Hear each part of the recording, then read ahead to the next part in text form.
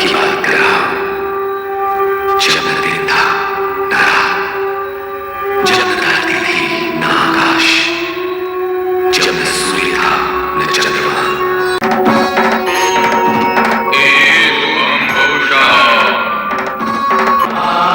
हे सर्वशक्तिमान महेश्वर सदाशिव, शिवा का प्रणाम स्वीकार करें। हे सर्वशक्तिमान, तो ये बताइए अब हम क्या करें, क्योंकि यदि आकार लिया है तब तो कर्म करना ही होगा। कर्म वो है जिसका परिणाम आनंद हो। तो आइए निर्माण कार्य आरंभ करें। आरंभ अर्थात ना होने से होने का अंकुर फूटना आरंभ है शक्तिमान। तो एक और शब्द है, आरंभ और अंत। तो हे सर्वशक्तिमान, आरंभ का कार्य आरंभ करो, जिससे मैं अंत का अर्थ समझ सकूं। तो आइए निर्माण कार्य आरंभ करें।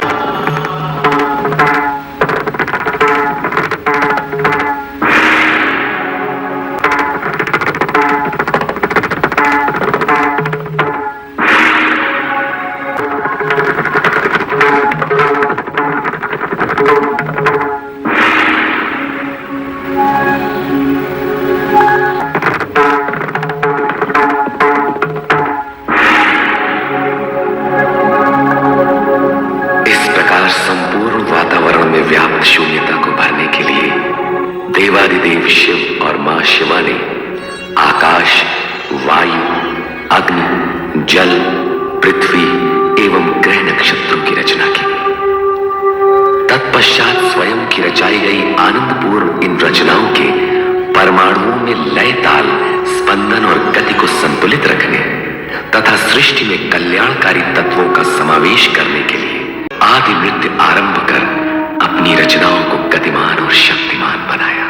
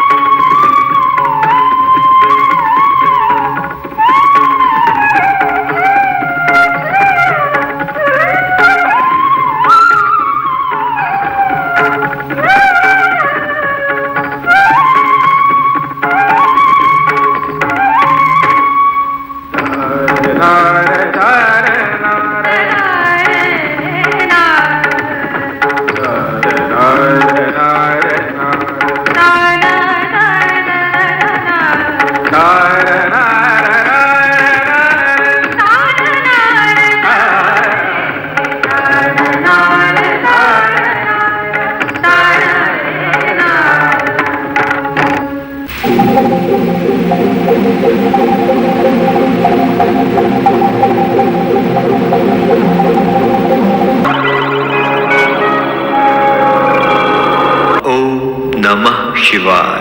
हम कौन हैं? हमारा जन्मदाता कौन? यही प्रश्न हम भी कर रहे हैं कि हम कौन हैं, हम कैसे प्रकट हुए हैं, हमें किसने उत्पन्न किया है, हमारा कार्य क्या है, दायित्व क्या है। हमारे मन में भी ये इच्छा जागृत हो रही है कि हमारा कर्म और कर्तव्य क्या है। सर्वव्यापी चतुर्भुज श्री हरि विष्णु जी, कमल के आसन पर प्रकट होने वाले श्री ब्रह्मा जी, आप दोनों मुझ सदाशिव की सृष्टि कामना से उत्पन्न हुए हैं। मैं ही आपका जन्मदाता हूं। यदि अपने अन्य प्रश्नों के समाधान के इच्छुक हो तो इस ज्योति स्तंभ के आदि अंत का संधान कीजिए, मेरे स्वरूप में प्रवेश कीजिए, मेरे ओर छोर का पता लगाइए। आप सर्वशक्तिमान महेश्वर सदाशिव जी हैं। ये ज्योति स्तंभ आप ही का स्वरूप है, तो हम इसमें प्रवेश करके इसके आदि अंत का अन्वेषण करेंगे। ओम नमः शिवाय। और ब्रह्मदेव, आप इसके ऊपरी छोर का पता लगाइए। अवश्य अवश्य श्री हरि विष्णु जी। श्री ब्रह्मा जी और श्री हरि विष्णु जी की यात्रा निरंतर चलती रही। इस बीच समय का चक्र घूमता चला गया। कई युग बीत गए, परंतु श्री ब्रह्मा जी और श्री हरि विष्णु जी सर्वशक्तिमान महेश्वर सदाशिव जी के ज्योति स्तंभ के ओर छोर का पता नहीं लगा पाए। हे आदि अनंत सर्वशक्तिमान महेश्वर सदाशिव, आपका ज्योति स्वरूप अपरंपार है। हम आपके आदि अंत का पता लगाने असमर्थ। आप हमें अपने स्वरूप का ज्ञान कराइए। श्री ब्रह्मा जी, श्री हरि विष्णु जी, मुझसे ही उत्पन्न आप दोनों अब तक मेरे स्वरूप से अनभिज्ञ हैं, परिचित नहीं हैं, अपरिचित हैं। मेरी ज्योति में पहुंचकर भी आपके अंतर का अंधकार दूर नहीं हुआ। इस अंधकार को मिटाने के लिए हमें क्या करना होगा सदाशिव जी?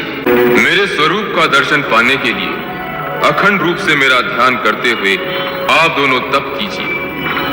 तप ही समस्त कार्यों का साधन है। जो आज्ञा। हे सर्वशक्तिमान महेश्वर सदाशिव जी, अब हम तप करके ही आपको प्राप्त करेंगे। तप करने से आपकी दृष्टि निर्मल होगी और तब मैं साक्षात प्रकट होकर आपका मार्गदर्शन करूंगा। अब आप दोनों तप में लीन हों। ओम नमः शिवाय। ओम नमः शिवाय। ओम नमः शिवाय। ओम नमः शिवाय।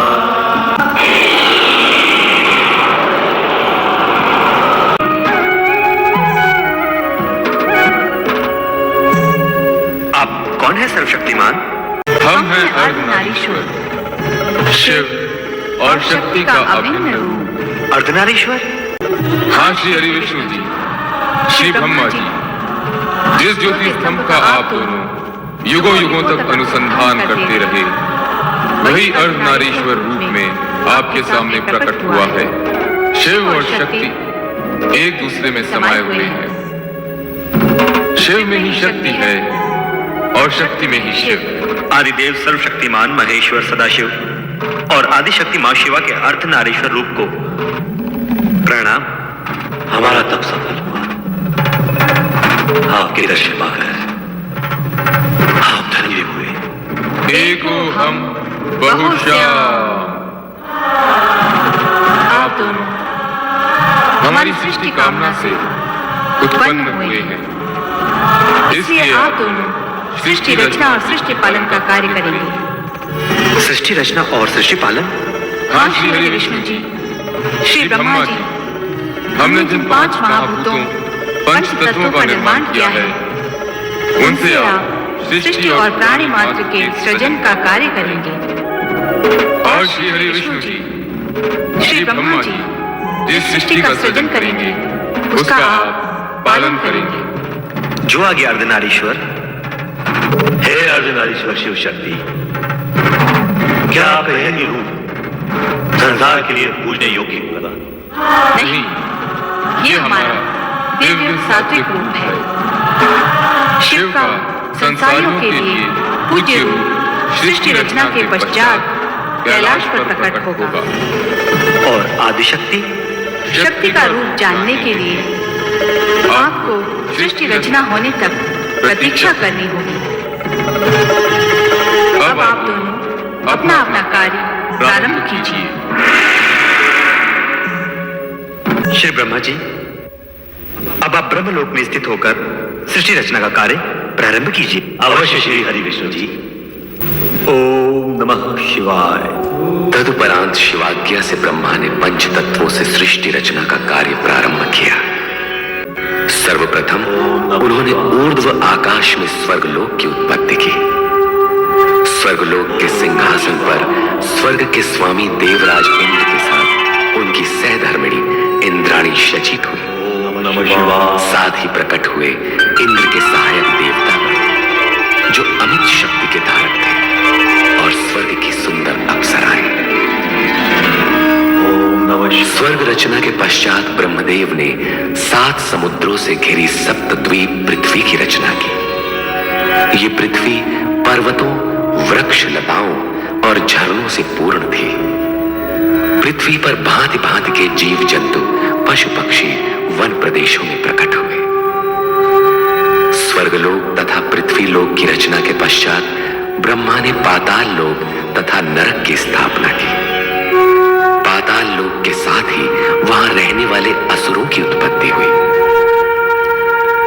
तत्पश्चात ब्रह्मा ने सप्तर्षि वशिष्ठ, मारीच, अत्रि, अंगिरा, पुलह, क्रतु तथा पुलत्स्य प्रकट किए। ये 7 ऋषि मंत्रकर्ता, ऐश्वर्यवान, दिव्य दृष्टिधारी, दीर्घायु आदि गुणों से युक्त, धर्म का साक्षात्कार कराने वाले तथा गोत्रों की उत्पत्ति करने वाले ऐसे 7 गुणों से परिपूर्ण थे। हे सप्तऋषियों, अब नवमंडल में अपना अपना स्थान ग्रहण करके विधि द्वारा निर्मित कार्य प्रारंभ कीजिए।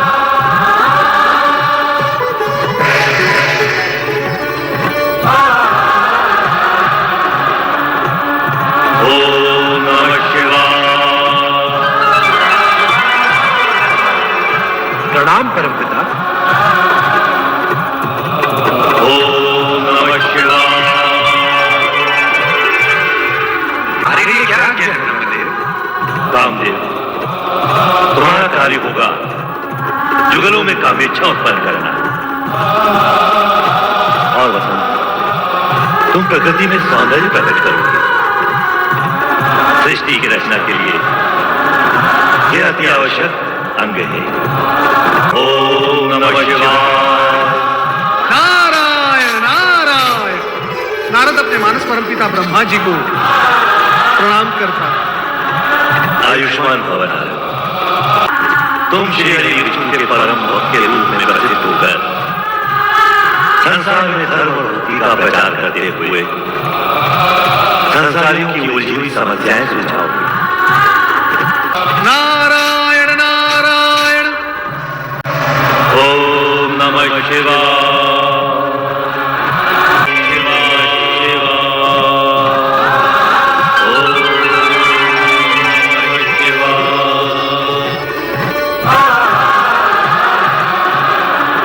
सृष्टि में प्रकट होने वाले प्रथम पुरुष तुम मनु महाराज के नाम से जगत में प्रसिद्ध होगे। और सृष्टि में प्रकट होने वाली प्रथम नारी संसार तुम्हें शरद रूपा के नाम से सदा स्मरण करेगा। हमारे लिए क्या आज्ञा है परमपिता? आप दोनों वैदिक तथा सनातन धार्मिक विधि के अनुसार एक दूसरे को पति पत्नी के रूप में स्वीकार करके मैथुनी सृष्टि द्वारा प्रजोत्पत्ति का कार्य प्रारंभ कीजिए। जैसी आपकी आज्ञा परमपिता। ओम नमः शिवाय।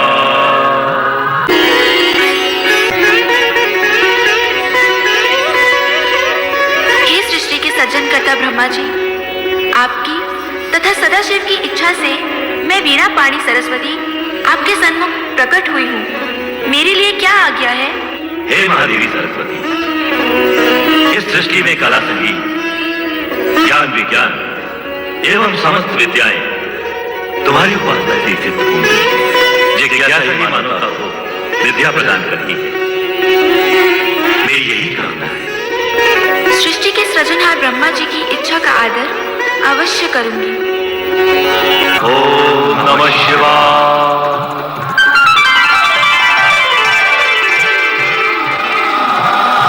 मेरे लिए क्या आज्ञा है परमदेव ब्रह्मा जी?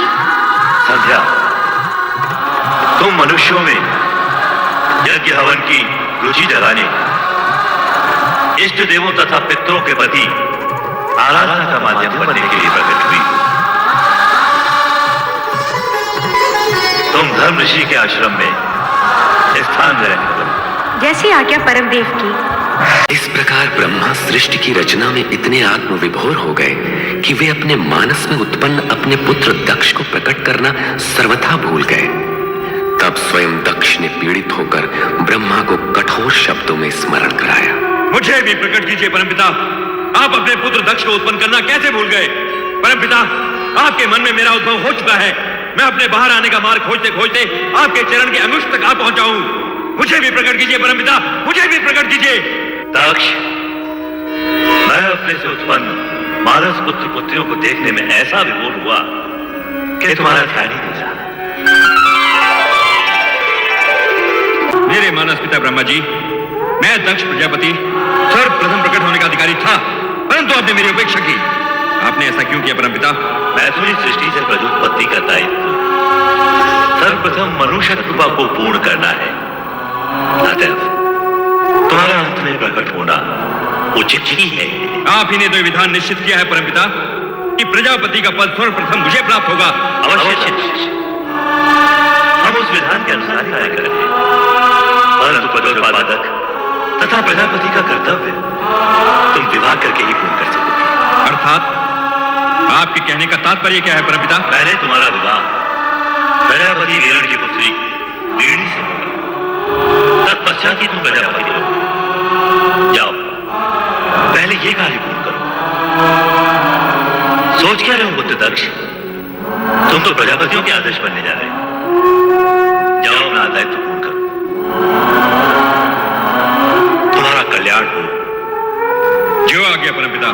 दक्ष की अहंकार पूर्ण मुद्रा ने ब्रह्मा को भी विचलित कर दिया। तत्पश्चात ब्रह्मा जी के आदेशानुसार मनु और शत्रुपा का विवाह निश्चित हुआ। कर चरण कृतं वा कायजं कर्मजं वा श्रवणनयनजं वा मानसं वा पराधं विहितं अविहितं वा। हे मनु, हे शत्रुपा, सृष्टि के प्रथम वैवाहिक नर नारी के रूप में आप दोनों का स्वागत है। हे परमपिता ब्रह्मदेव, हमारा दाम्पत्य जीवन में प्रवेश तो हो चुका है, अब हमारे लिए क्या क्या है? विधि के विधान के अनुसार अब आप दोनों को मैथुनी सृष्टि की रचना करनी होगी। हे परमपिता, विधि के विधान को हम आपके आशीर्वाद से सफल कर सकेंगे, इसका हमें पूर्ण विश्वास है।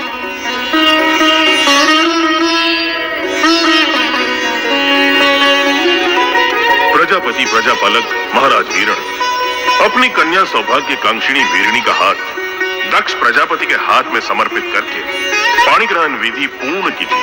देवगुरु बृहस्पति जी की आज्ञा शिरोधार्य है।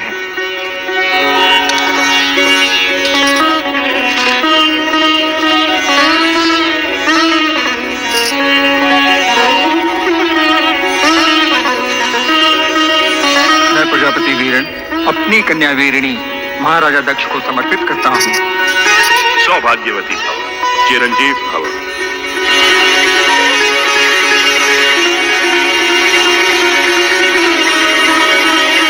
पुत्र दक्ष और पुत्र वधु वीरणी, अब धर्मानुसार आप दोनों पति पत्नी हो गए हैं। मेरी इच्छा है कि मन, वचन और कर्म से प्रजा कल्याण हेतु आप अपना जीवन प्रारंभ करें। परमपिता की इच्छा पूर्ति के लिए मैं दक्ष प्रजापति वचन देता हूं कि हम दोनों प्रजा कल्याण हेतु मन, वचन, कर्म से अपना समस्त जीवन अर्पित कर देंगे। दक्ष द्वारा प्रजा के कल्याण हेतु समस्त जीवन अर्पित कर देने के आश्वासन से ब्रह्मांड के पंच तत्वों में स्पंदन हुआ। प्राणी मात्र के कल्याण का आयोजन समूचे वातावरण को तरंगित कर दिया और तब प्रकट हुए कल्याण के सगुण साकार स्वरूप शिव।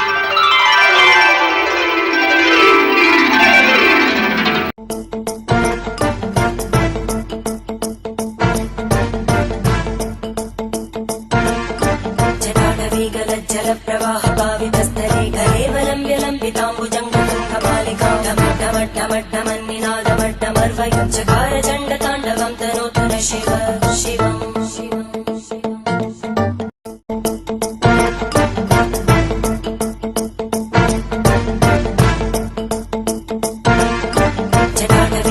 जल प्रवाह पावितस्तरे कलेवलं विलम्बिताम्बुजङ्गमालिकां ढमड्ढमड्ढमड्ढमन्निनादमड्ढमर्वयं चकार चण्डताण्डवं तनोतु न शिव शिवम्। भगवान शिव शंकर की जय। भूत धामन भगवान शिव शंकर की जय। भूत धामन भगवान शिव शंकर की जय। हर हर हर महादेव, हर हर हर महादेव, हर हर हर महादेव, हर हर हर महादेव, हर हर हर महादेव। ओम नमः शिवाय। ओम नमः शिवाय। त्रिभुवनपति हे सदाशिव, अपने वचनानुसार आपने कैलाश पर त्रिशूल त्रिनेत्रधारी भगवान शिव शंकर के सगुण रूप में अवतरित होकर संसार के समस्त प्राणियों पर महान उपकार किया है। सृष्टि के सभी प्राणी आपके आभारी हैं कि आपने जगत कल्याण के लिए सगुण रूप में अवतार धारण किया। हे महेश्वर, आप देव दानव और मानव सभी आपके प्रत्यक्ष दर्शन पाकर धन्य होंगे। हे शिव शंकर, मैं सृष्टि के सृजन करने के पश्चात आपकी आज्ञा की प्रतीक्षा कर रहा था। आप सगुण रूप में प्रकट हुए, संपूर्ण ब्रह्मांड धन्य हो गया। ये सगुण रूप धारण करके हमने आपकी इच्छा को ही मूर्त रूप दिया है ब्रह्मदेव, क्योंकि सृष्टि रचना के पश्चात शुभ अशुभ तत्व और गुण अवगुण के युगल एक साथ प्रकट होंगे।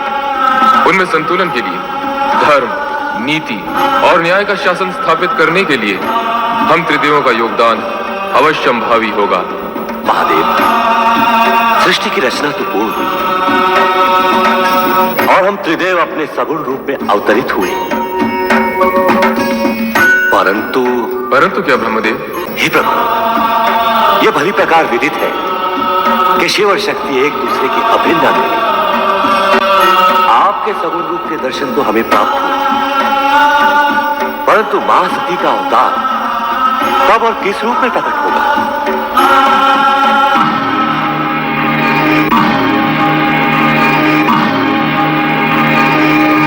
हमारी उत्सुकता शांत कीजिए विश्वेश्वर। नारायण नारायण, शिवशंकर के इस मौन में कोई रहस्य छुपा है प्रभु। रहस्य यही कि आपको इसके लिए प्रतीक्षा करनी होगी। प्रतीक्षा? प्रतीक्षा क्यों प्रभु? क्योंकि शक्ति का नारी अवतार तो मनुष्यों की भांति माता पिता के माध्यम से ही हो सकता है। जिस प्रकार आप अयोनिज अजन्मा प्रकट हुए हैं, उसी प्रकार शक्ति प्रकट नहीं हो सकती, क्योंकि ऐसा होना सृष्टि के नियमों और प्रकृति के विधान के अनुसार निश्चित हो चुका है। नारायण नारायण, तब तो आप ही को बताना होगा महेश्वर कि शक्ति के नारी अवतार के माता पिता कौन होंगे। दक्ष प्रजापति शक्ति के नारी अवतार के पिता होंगे और उनकी धर्मपत्नी देवी वीरणी उनकी माता का पद प्राप्त करेंगी। नारायण नारायण। मेरा मानसपुत्र दक्ष शक्ति अवतार का पिता हो? आश्चर्य है प्रभु। इसमें आश्चर्य कैसा ब्रह्मदेव? महाराज दक्ष प्रजापतियों में श्रेष्ठ हैं। वे अब तक कई गुणवती श्रेष्ठ कन्याओं के पिता बन चुके हैं। वे ही शक्ति के नारी अवतार के पिता बनने के सर्वथा योग्य हैं। जैसे आप क्या, किंतु आप तो जानते हैं ब्रह्मदेव, कोई भी श्रेष्ठ कार्य बिना तपस्या के सिद्ध नहीं होता। अर्थात दक्ष प्रजापति और देवी वीरणी को माता शक्ति को पुत्री रूप में पाने के लिए तपस्या करनी होगी। ये अनिवार्य है श्रीहरि, क्योंकि शिव में समय शक्ति को प्रसन्न किए बिना वे नारी अवतार के लिए स्वीकृति कैसे दे सकते? परमपिता ब्रह्मदेव, दक्ष प्रजापति को इस तपस्या के लिए आप ही को प्रेरित करना होगा। मैं ये पावन कार्य अवश्य करूंगा महादेव। अब हमें आज्ञा कीजिए देवादिदेव, समय समय पर हम आपके दर्शन करते रहें। हर हर महादेव, हर हर हर महादेव, हर हर महादेव, हर हर महादेव, हर हर महादेव, हर हर महादेव, हर हर महादेव, हर हर महादेव, हर हर महादेव, हर हर महादेव। एक ओर त्रिदेव दक्ष प्रजापति की भावी पुत्री और शक्ति के नारी अवतार की चर्चा में निमग्न थे, तो दूसरी ओर दक्ष की अनेक युवा पुत्रियों में से एक अति सुंदर पवन सी चंचल, ओस सी कोमल और बहते जल सी थिरकती हुई रति पर पुष्पधनवा कामदेव मुक्त हो चुके थे। देवी रति, मुझे देखकर आंखें क्यों झुका ली? यूं ही तुम यहाँ मेरी ही प्रतीक्षा कर रही थी ना? अर्थात हाँ भी और नहीं भी। नहीं। तुम हाँ कहो या ना, तुम्हारे मन की बात तो तुम्हारी आंखों ने बता ही दी। रति, अब हम कब तक ये वियोग सहते रहेंगे? मैं क्या जानूं? जानता तो मैं भी नहीं, परंतु इस बात का विश्वास है कि अब तुम अधिक देर मुझसे दूर नहीं रह सकती। रति और कामदेव का मिलन अब अनिवार्य है। मेरी बहनें आ रही हैं, अभी आप जाइए। यदि यूं ही भेज देना था तो मन के तार से खींचकर बुलाया ही क्यों था? फिर कभी अकेले में आ जाइएगा। अभी अब जाइए ना, अभी अब जाइए ना। जाऊं? प्रिय पुत्र कामदेव, प्रणाम पिताश्री ब्रह्मदेव। आयुष्मान भव।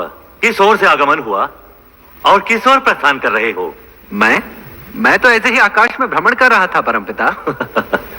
ऐसा लगता है तुम दक्ष प्रजापति के महल से होकर आ रहे हो। क्या कह रहे हैं परमपिता? क्या तुम्हारी यही कामना नहीं है? चलो मेरे साथ। अब तुम्हारा रति से अधिक समय दूर रहना उचित नहीं है। आओ कामदेव। क्या बात है महाराज, क्या सोच रहे हैं आप? महारानी, हमारी सभी कन्याएं विवाह के योग्य हो गई हैं। उनके लिए योग्य वरों का चयन करना किसी समस्या से कम नहीं। विधाता हर कन्या का भाग पहले से ही निश्चित कर देता है, और जिन कन्याओं ने दक्ष प्रजापति की पुत्रियों के रूप में जन्म लिया है वे साधारण नहीं हो सकती। आप उनकी चिंता छोड़िए। पुत्र दक्ष। पिताश्री। प्रणाम परमपिता। आयुष्मान भव। इन्हें पहचाना? ये पुष्पधनवा कामदेव हैं। इन्हें भला कौन नहीं जानता? संभवतः तुम ये नहीं जानते कि हम तुम्हारी चिंता दूर करने आए हैं। हमारी चिंता? चिंता कैसी पिताश्री? तुम्हारी पुत्री रति के लिए कामदेव ही सर्वश्रेष्ठ वर हैं। हमारी इच्छा है कि तुम इन दोनों का विवाह शीघ्र ही संपन्न कर दो। रति और कामदेव पति पत्नी के रूप में एक दूसरे के पूरक बनेंगे। हम जानते हैं रति का जन्म कामदेव के लिए ही हुआ है और इन दोनों की आकर्षण शक्ति एक दूसरे को निकट भी ला चुकी है। यदि ऐसा है तो आपकी आज्ञा हमें शिरोधार्य है परमपिता। हम आपकी आज्ञा का पालन शीघ्र ही करेंगे पिताश्री।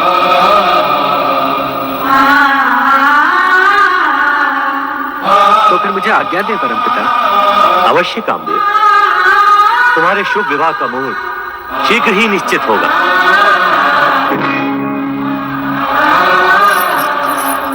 अकस्मात आपके दर्शन पाकर हमें अपार हर्ष हुआ है परमपिता।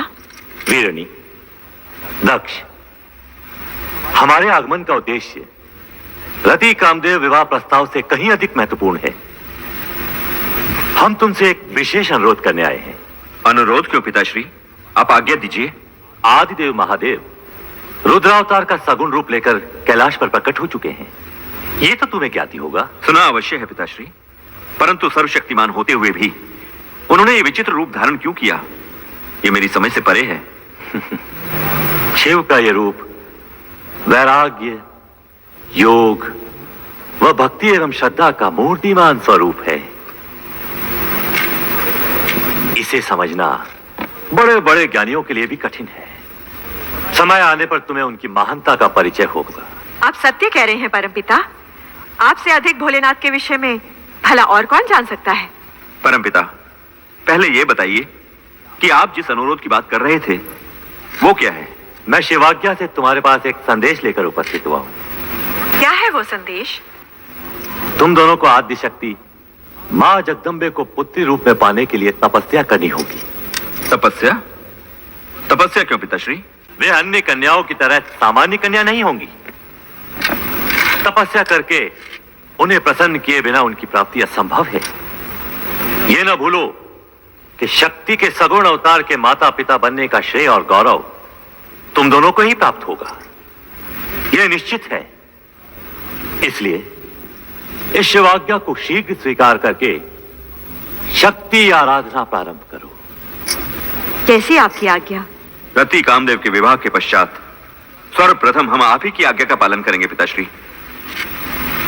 तुम्हारा कल्याण हो वत्स दक्ष और वधु वीरनी। महारानी, पिताश्री की इच्छा अनुसार हमें शीघ्र ही रति कामदेव का विवाह संपन्न कर देना चाहिए। कर चरण कृतं वा कायजं कर्मजं वा श्रवण नयनजं वा मानसं वा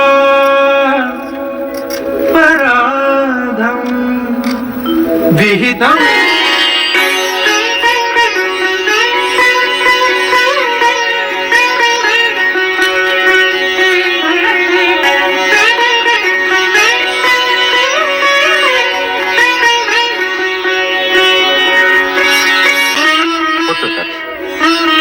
अब शिवाज्ञा के अनुसार तुम और पुत्र वधु वीरनी शीघ्र ही शक्ति आराधना प्रारंभ करो। जो आगे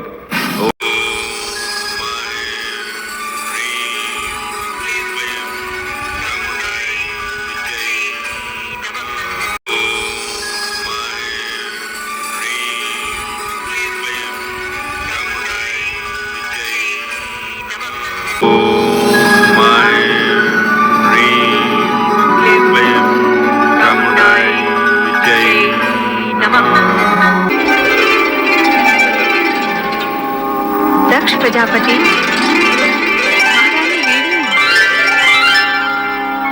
हे मां जगदम्बे, अष्टभुजाधारी विश्वेश्वरी, प्रणाम। देवी शक्ति, आपके दर्शन पाकर हम धन्य हो गए। तुम्हारी भक्ति आराधना सफल हुई प्रजापति दक्ष। महारानी वीरनी, मैं तुमसे प्रसन्न हूँ। वर मांगो। मां आप तो साक्षात शक्ति है मां जगदम्बे। परमपिता ब्रह्मा जी की प्रेरणा से आपको पुत्री रूप में पाने की कामना से ही हमने ये तपस्या की है मां। हमारी ये कामना पूर्ण करे मां, हमारी ये कामना पूर्ण करे। मेरी कोख से जन्म लेकर हमें माता पिता होने का गौरव प्रदान करें, हमारी इच्छा पूर्ण करें। आदि शक्ति विश्वेश्वरी। तथास्तु। परंतु मेरा इस प्रकार शक्ति रूप में प्रकट होना शीघ्र ही आपकी स्मृति से ओझल हो जाएगा। इस कारण कि मेरे जन्म के पश्चात आप मुझे साधारण कन्या समझकर उसी प्रकार स्वाभाविक व्यवहार करें जिस प्रकार सामान्य माता पिता अपनी पुत्री से करते हैं। जैसी माँ विश्वेश्वरी की इच्छा। कल्याण हो। जय हो मां आदिशक्ति जगदम्बे, जय हो। जय हो।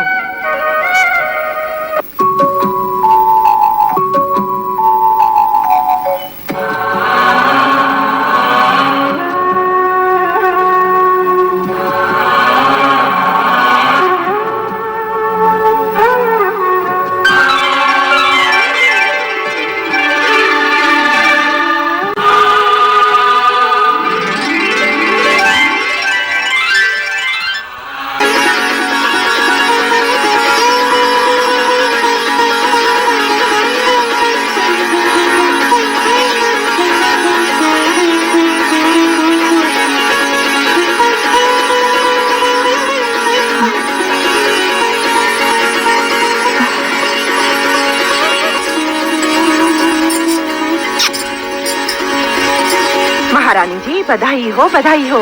आपके यहाँ एक तेजस्विनी कन्या ने जन्म लिया है। बधाई हो महारानी जी। चलो राजकुमारी जी, आप लोगों को भी बहुत बहुत बधाई हो। ये शुभ समाचार जाके महाराज को सुनाते हैं। चलो चलो। माताश्री, आज का दिन हम सबके लिए बड़ी प्रसन्नता का दिन है। बधाई हो महाराज, बधाई हो। महारानी वीरनी ने दिव्य कन्या को जन्म दिया है। कन्या के प्रकट होते ही सारे महल में उसकी ज्योति फैल गई। तेजस्वी कन्या ने जन्म लिया है महाराज। ये शुभ समाचार सुनकर हम धन्य हुए। सुलेखा, ये लो अपना पारितोषिक। मंगला, तुम भी लो। धन्यवाद महाराज। आज का दिन हमारे लिए अत्यंत ही हर्ष और उल्लास का दिन है। नारायण नारायण। अभिनंदन राजन, दिव्य कन्या के जन्म के क्षण पर बधाई हो। देवऋषि, आश्चर्य है, आप सही समय पर पधारे। नारायण नारायण। आश्चर्य कैसा राजन, दिव्य कन्या के जन्म का क्षण ही हमें यहाँ खींच लाया है। क्या कन्या दर्शन के लिए आप व्यग्र नहीं हो रहे हो? हाँ हाँ अवश्य देवऋषि, आप भी पधारिए। नारायण नारायण नारायण। पिताश्री बधाई हो। बधाई हो। बधाई हो, तुम सबको भी बधाई हो। आज का दिन अत्यंत मंगलमय है। जाओ सब मिलकर मंगल गीत गाओ और पूरे वातावरण को मंगलमय कर दो। चलो। देवियों आनंद करो देवियों। ये लो। प्रणाम। नारायण नारायण। दर्शन पाकर आंखें धन्य हुई। भ्राता दक्ष, इस तेजस्विनी कन्या का नामकरण इसी समय हो जाना चाहिए। नामकरण इसी समय? हाँ, आज का ये दिन और ये समय अति पावन है। जैसी आपकी इच्छा देवर्षि। इसके दर्शन से मन में सात्विक भाव प्रकट हो रहा है, इसलिए इसका नाम सती होना चाहिए। सती? धन्यवाद देवर्षि, आपने कन्या का नाम अति उत्तम बताया है। हमारी ये कन्या सती के नाम से ही प्रसिद्ध होगी। हम इसी समय पूरे राज्य में घोषणा करवा देते हैं कि प्रजापति दक्ष की कन्या सती ने जन्म लिया है। नारायण नारायण। दक्ष कन्या सती की जय हो। दक्ष कन्या सती की जय हो।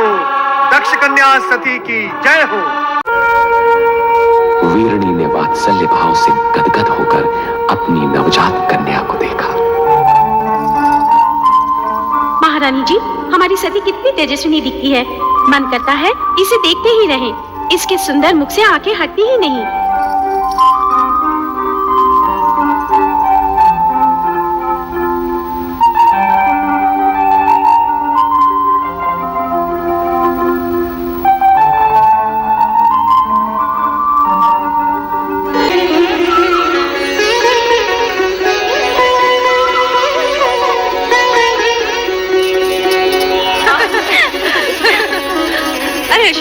सती कहाँ है, तूने देखा है? नहीं तो पता नहीं कहाँ खोई रहती है आजकल।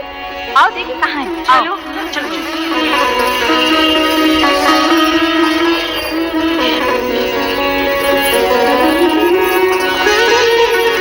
कौन? यही तो हम सब पूछना चाहती हैं सती, कि कौन है वो जिसके ध्यान में तुम हर समय मग्न रहती हो? मैं स्वयं नहीं जानती रोहिणी। पता नहीं कौन है वो जिसके रूपाकार को देखने की उत्सुकता में मेरा मन सदा खोया रहता है। ये तो बहुत गंभीर समस्या है रोहिणी। सचमुच गंभीर समस्या है। अरे जब उस पुरुष का ही पता नहीं तो उसका रूपाकार कैसे दिखेगा? हाँ हाँ, अब तो पिताश्री दक्ष प्रजापति से निवेदन करना ही होगा कि हमारी सती का स्वयंवर रचा दें। सभी प्रकार के उत्तम पुरुष सती के सामने आकर खड़े हो जाएंगे। अच्छा सती, तेरी नाक को हाँ करने के लिए हम सब पिताश्री से प्रार्थना करेंगे कि तेरा विवाह पिताश्री उसी छवि से करा दें जो तेरे हृदय में बसी है। नहीं। अरे सती, क्या हुआ? कहाँ भागे जा रही है? कहीं नहीं माते। अरे कहीं नहीं। सती इतनी बड़ी हो गई फिर भी बचपना नहीं गया।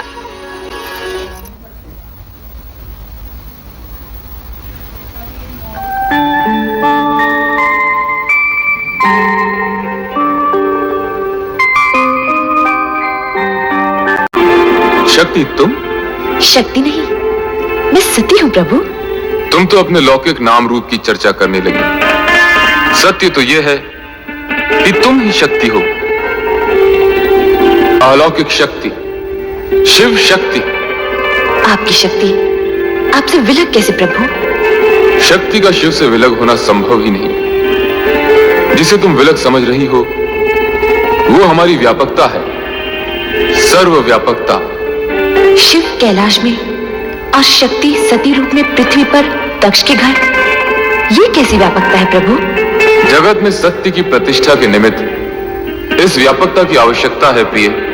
कारण कि सत्य से कल्याणकारी अर्थात शिव रूप जन्म लेता है। इसका ज्ञान मुझे है प्रभु कि सत्य ही शिव का आधार है। हाँ प्रिय, सत्य और शिव से पुनः सुंदर की उत्पत्ति होती है। कारण कि सत्य कभी अशिव अथवा असुंदर नहीं होता। प्रभु, ये ज्ञान भी मुझे है कि आपका सत्यम शिवम सुंदरम रूप ही जगत में व्याप्त है। इसका मूल आधार तो तुम ही हो देवी। मैं? यदि शक्ति न होती तो सत्य स्थिर न होता। शक्ति के कारण ही सत्य की रक्षा होती है, शिवम प्रशस्त होता है और सुंदरम व्यापक होता है। प्रभु, आपने तो सत्यम शिवम सुंदरम का संपूर्ण श्रेय शक्ति को अर्थात मुझे ही दे डाला। सत्य भी यही है। सतीय शक्ति से रहित शिव शून्य है। ये भी तो सत्य है प्रभु कि शिव से रहित शक्ति का अस्तित्व भी शून्य है। दोनों एक दूसरे के पूरक हैं, दोनों में सापेक्षिक संबंध है। स्थिति ऐसी है तो फिर ये अपूर्णता क्यों? अपूर्णता कैसी प्रिय? आप लौकिक रूप में कैलाश पर और मैं लौकिक व मानव देह में दक्ष प्रजापति के घर। मानव देह के कारण मानवीय गुण व कामनाएं भी हमारे साथ हैं देवी, किंतु तुम्हें इस सत्य का ज्ञान तो होगा ही कि हमारा ये लौकिक व अलौकिक रूप तथा जगत की संपूर्ण रचनाएं सत्यम शिवम सुंदरम की रक्षा व निर्वाह हेतु ही हैं। प्रिय, शीघ्र ही लौकिक रूप में हमारा मिलन होगा। सत्यम शिवम सुंदरम की रक्षा हेतु? हाँ देवी, हमारे मिलन हेतु पंचाक्षरी मंत्र का जाप तुम्हारा आधार होगा। पंचाक्षरी मंत्र अर्थात ओम नमः शिवाय, ओम नमः शिवाय।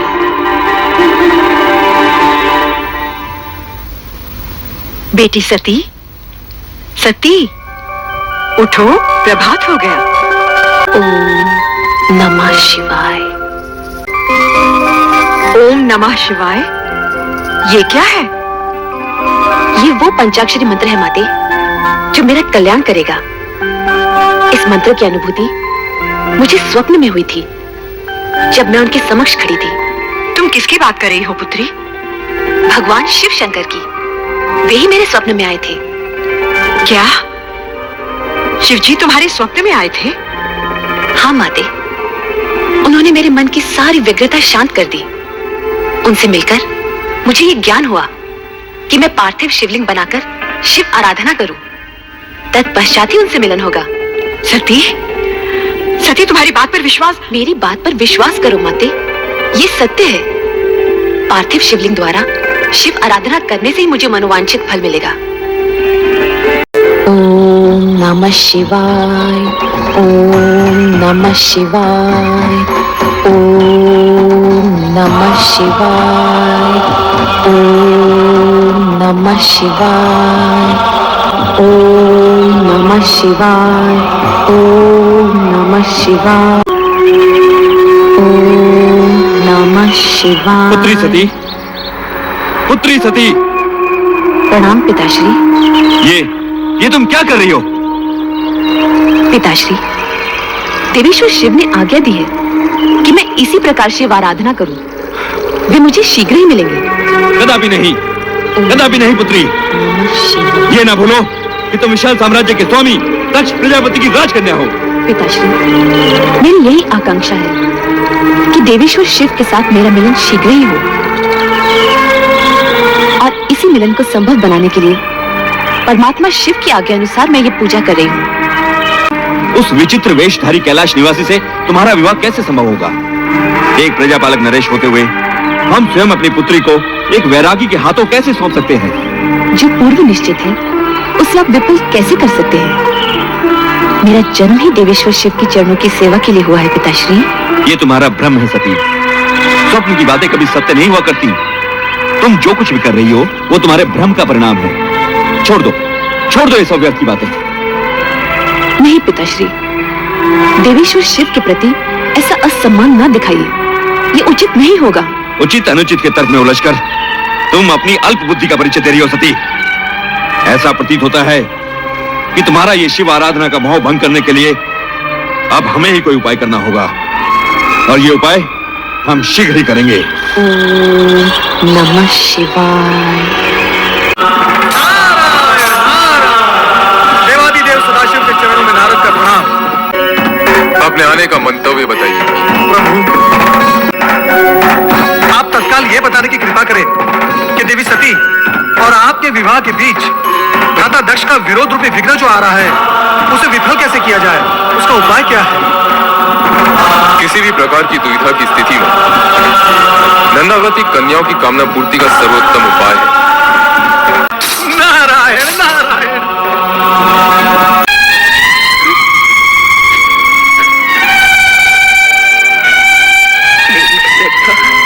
भक्ति प्रेम पूजन में न जाने कहां और क्या कमी रह गई है, जो मेरे आराध्य तक मेरा स्वर नहीं पहुंचा। मैं इस पीड़ा को नहीं समझ पा रही जो अपने आराध्य से अलग होते हुए होती है।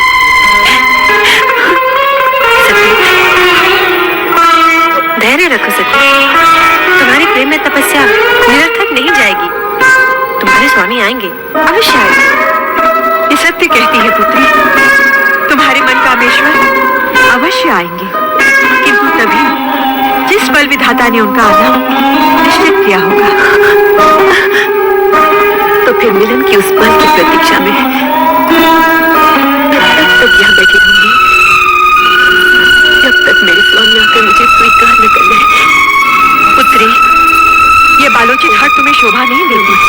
चलो घर चलें। माती, आप तो स्वयं स्त्री हैं, किसी की पत्नी भी है। आप भी मेरी विरह जनित व्याकुलता को नहीं समझ पा रही। समझती हूँ पुत्री, किंतु तेरे पिता का क्रोध मुझे भयभीत कर रहा है। किसी अमंगल की कल्पना मुझे आतंकित कर रही है।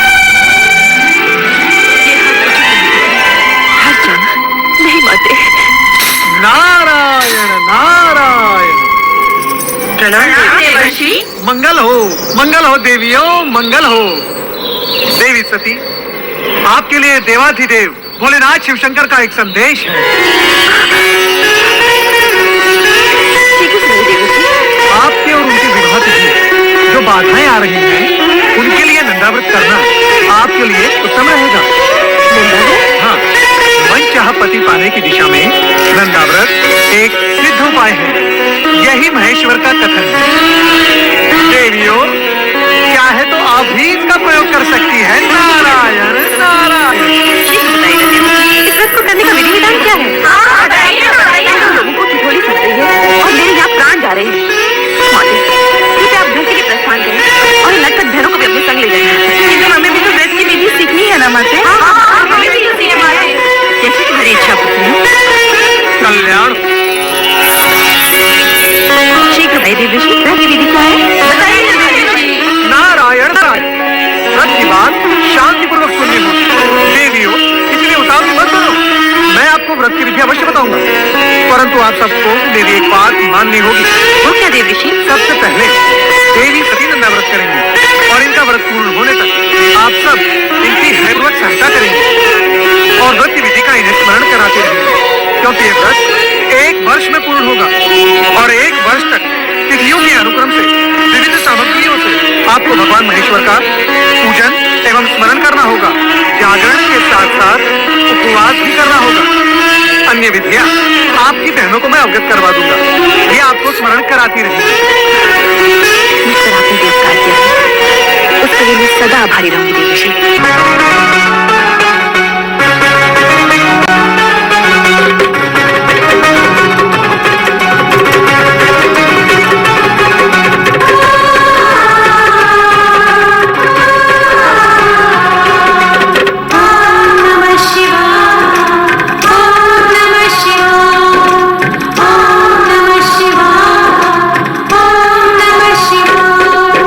नंदाव्रत जो रखा है तूने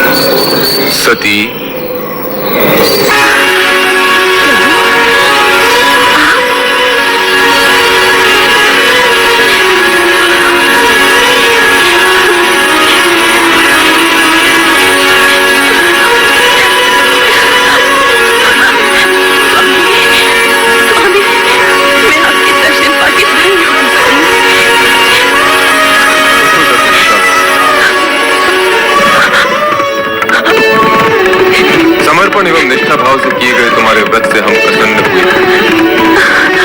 कहो दक्षिणंदिनी, किस प्रयोजन से तुमने इस कठोर व्रत का पालन किया? कहो अपनी मनोकामना। तुम अभीष्ट वर की अधिकारिणी हो। मुझे अभीष्ट वर प्राप्त होगा ना भगवान? अवश्य होगा। कहो दक्षपुत्री, क्या इच्छा है? हे सर्वज्ञ सर्वव्यापी अंतर्यामी, मेरे मन मेरे बाल्यकाल से मैंने आप ही की कामना की है। इसके अतिरिक्त और कुछ भी इच्छित नहीं है भगवान। तथास्तु। सती, तुम्हारा और हमारा अभीष्ट भिन्न नहीं है। तुम्हारा अर्धांगिनी रूप की जगत के लिए कल्याणकारी होगा।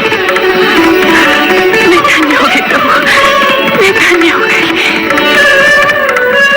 मेरे अभीष्ट और अपने वरदान की पूर्ति के लिए प्रभु आप शीघ्र ही मेरे पिताश्री से इस संबंध को निश्चित कर विवाह का आयोजन करें। ऐसा ही होगा प्रिय।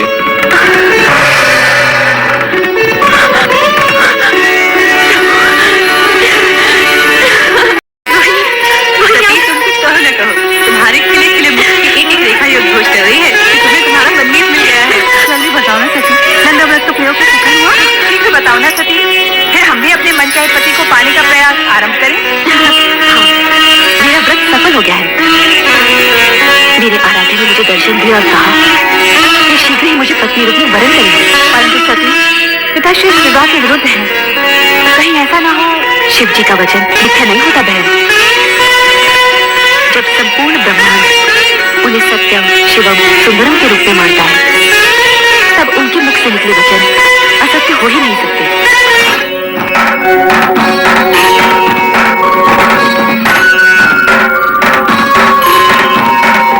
सत्य और सुंदर स्वरूप भोलेनाथ, श्री शिव शंकर के चरणों में ब्रह्मा का प्रणाम।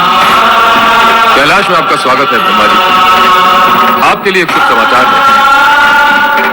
दक्षपुत्री आपकी पौत्री की तपस्या से प्रसन्न होकर मैंने उसे अपनी पत्नी बनाने का वचन दे दिया। अपने और मेरे बीच इस नवीन संबंध के जुड़ने की सूचना देकर आपने मेरा मन प्रसन्न कर दिया प्रभु। आपके पुत्र दक्ष प्रजापति का मन मुझसे विमुख है। इस विवाह के लिए उनसे स्वीकृति लेना अब आपका ही उत्तरदायित्व है। आप निश्चिंत रहिए शिव शंकर, वैसा ही होगा जैसे आपकी इच्छा है।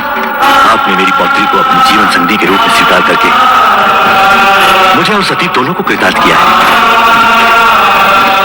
मैं पुत्र दक्ष से स्वयं अनुरोध करूंगा और मुझे पूर्ण विश्वास है कि वो इस अनुरोध को आज्ञा मानकर इस विवाह के लिए अपनी स्वीकृति दे देंगे।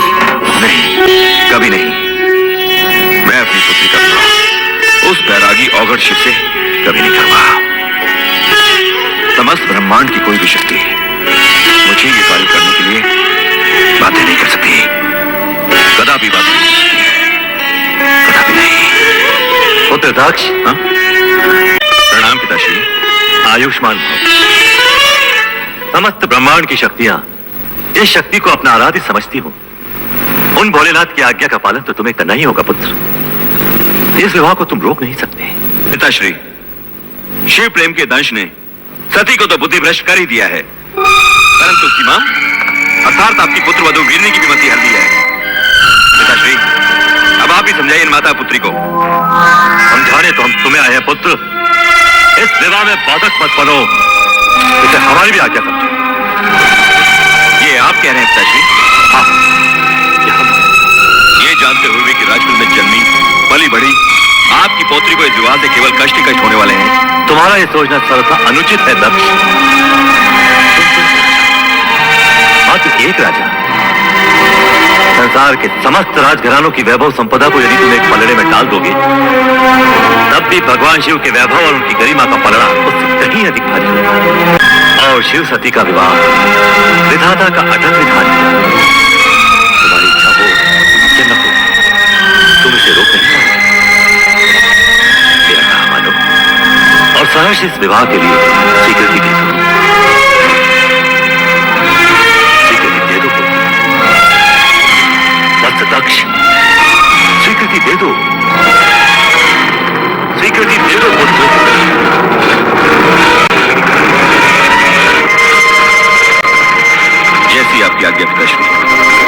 सौभाग्य हो पुत्र। और सर्वप्रथम ये शुभ समाचार हमारी पुत्रवधू और पौत्रियों तक पहुंचा दो, जिससे उनके अशांत हृदय को शांति मिले। शांति और धैर्य ही नारी के आभूषण है। इस तरह विचलित मत हो सती, सब ठीक हो जाएगा। नहीं माते, मेरा मन अत्यंत व्यथित है। मेरी व्यग्रता चिंता बनकर मेरे मन को खाई जा रही। अरे सती, ये मूर्ख तरह क्यों खड़ी हो? नाचो गाओ, मोर बनाओ। पिताश्री ने तुम्हारी मन की इच्छा को स्वीकृति दे दी है और भगवान शंकर ने तुम्हारे विवाह की घोषणा भी कर दी है। हाँ।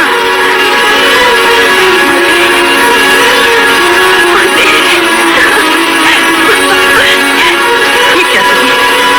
जब तुम्हारी तपस्या का फल मिला तो तुम रो रही हो? मक्ति, ये मात्र मेरी तपस्या तो नहीं, आपकी ममता और आपके प्रेम का भी फल है। यदि आप पिताश्री को अपने सर्वों से निरस्त न करती तो ये क्षण आने में न जाने कितने युग बीत जाते और आपकी पुत्री भोलेनाथ को पाने के लिए सदा सदा के लिए असमर्थ हो जाती। माते,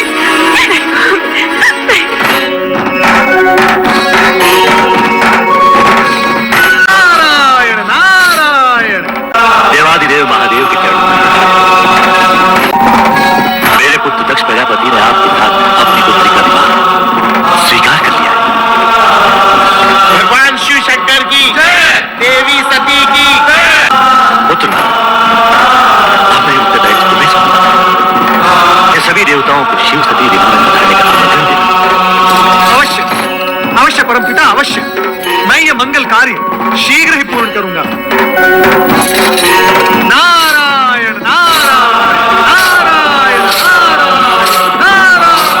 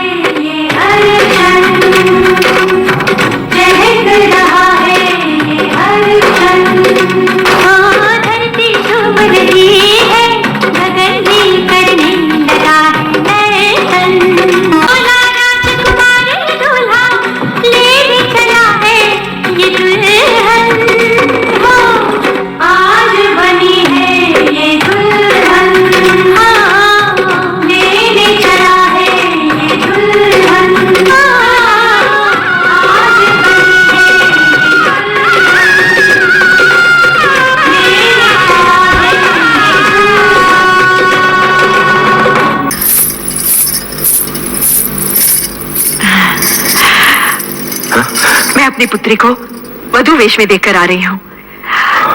कितनी सुंदर लग रही है वो। उसके मुख की शोभा तो देखते ही बनती है। हे प्रभु, मेरी पुत्री का मंगल करना, उसे परम सुख और सौभाग्य देना। ये क्या, आपकी पुत्री का विवाह है और आप प्रसन्न नहीं? नहीं, कदापि नहीं, क्योंकि जो कुछ हो रहा है वो तुम्हारी और पिताश्री की इच्छा से हो रहा है। और मैं जानता हूं कि सती के मुख पर आज जो आभा है वो कल धूमिल पड़ी जाने वाली है। हमारी पुत्री को इस विवाह से केवल दुख और निराशा ही मिलने वाली है। ऐसे अशुभ वचन न बोलिए स्वामी। प्रभु से प्रार्थना कीजिए हमारी पुत्री सदा सुखी और सौभाग्यवती रहे, उसका जीवन मंगलमय हो।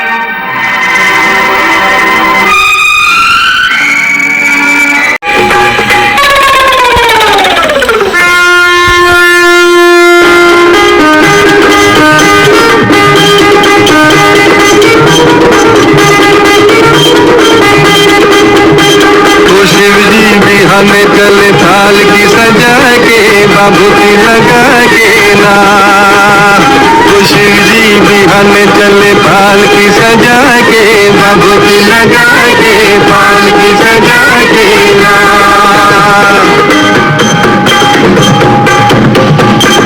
ओ जब शिव बाबा करे तैयारी कई के सकल समान हो, दाहिने अंग त्रिशूल विराजे नाचे दुख शैतान हो।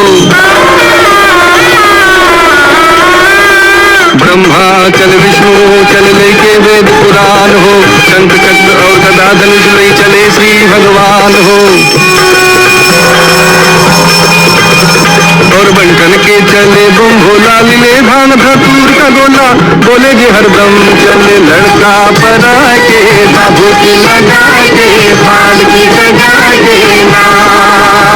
वो शिव जी बिहान चले भाल की सजा के बाबूती लगा के भाल की सजा के ना।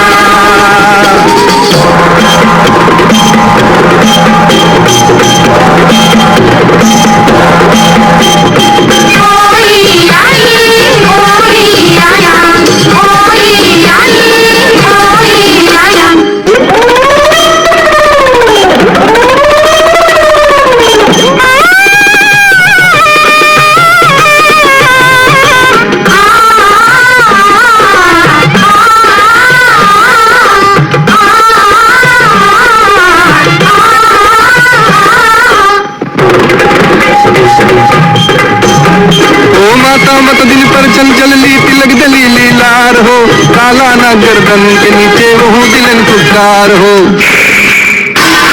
लूटा फेंक के भाग चले ली काबिज निकल लार हो, जिनके संग विवाह न कर वो गौरी रही कुमारी हो।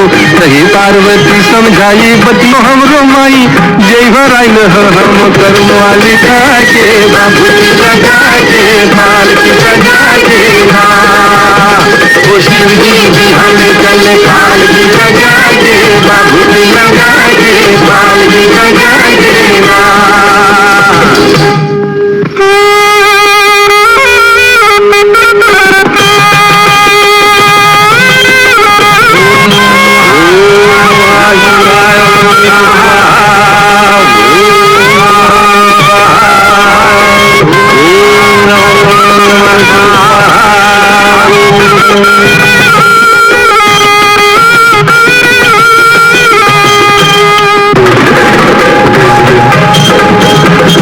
जब शिव बाबा मरवा गईले होला मंगलाचार हो, बाबा पंडित वेद विचारे होला गुत्ताचार हो।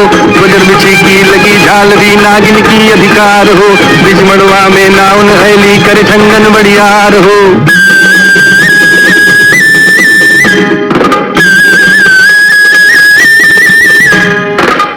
नागिन देहरन विदाई नाउन जुले चले पराई, सब हंसे लगल देवता ठठा के बाबूती लगा के बाल की सजा के ना। वो शिव जी बिहान चले बाल की सजा के बाबूती लगा के बाल की सजा के ना।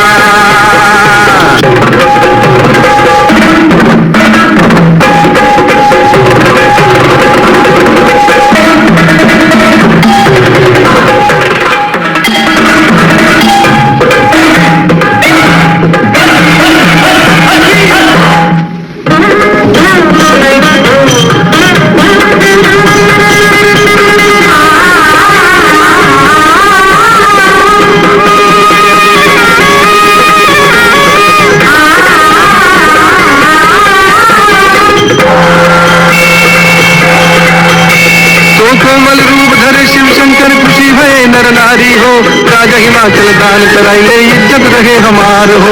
रहे बरसाती शिव शंकर से केहू के न पावल पार हो, इनके जटा से गंगा बहिली महिमा अगम अपार हो। जय शिव शंकर ध्यान लगाए इनके तीनों लोग दिखाए, कहे दुखरन ये भी पद बनवाए, बाबू जी लगाए बाल की लगाए ना।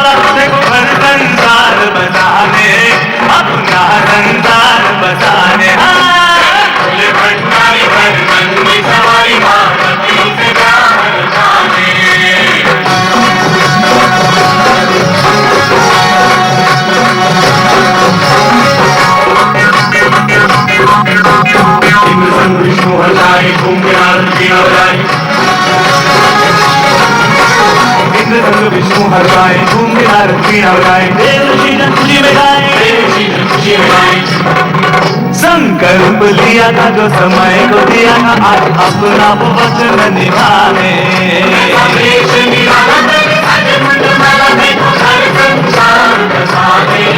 अपना संसार बसाने।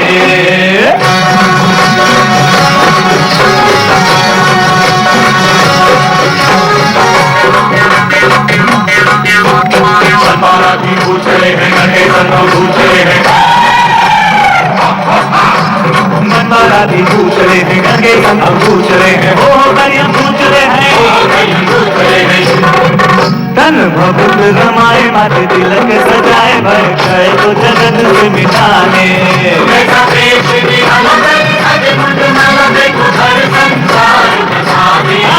अपना संसार बसाने।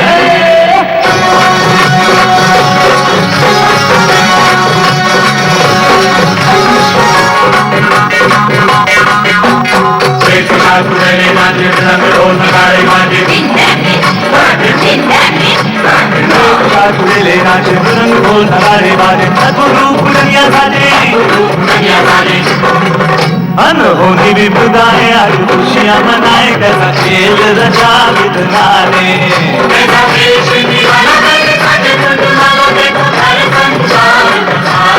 अपना संसार बसाने।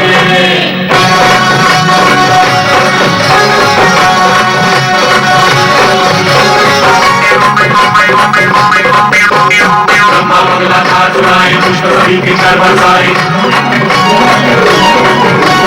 ब्रह्मा मंगल का सुनाए, पुष्प सभी के घर बरसाए, आसमान है सभी दिशाएं।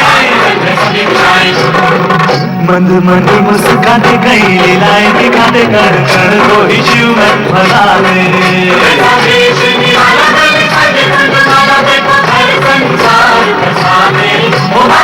संसार बसाने।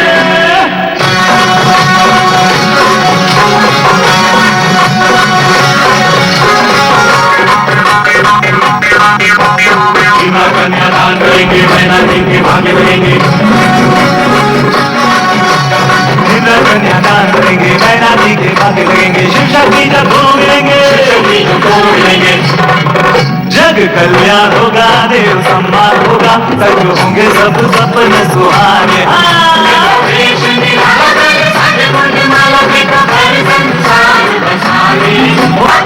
संसार बसाने।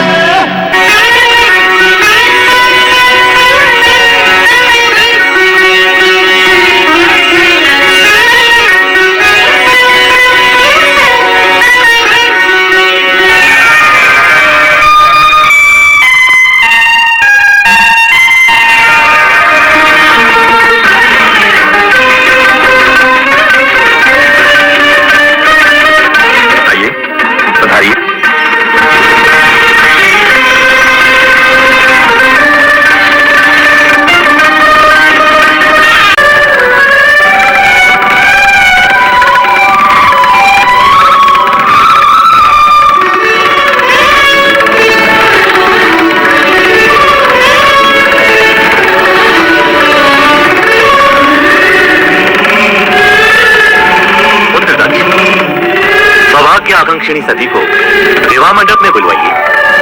जो आ गया पिताश्री। महारानी,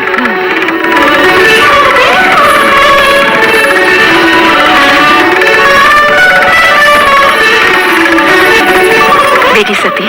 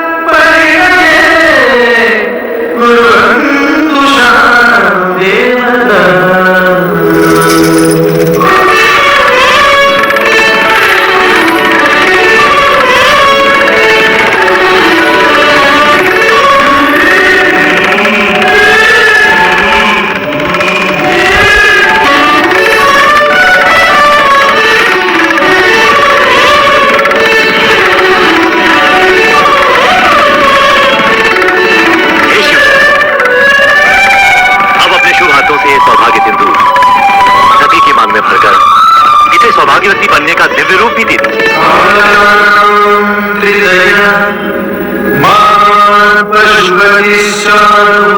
शिव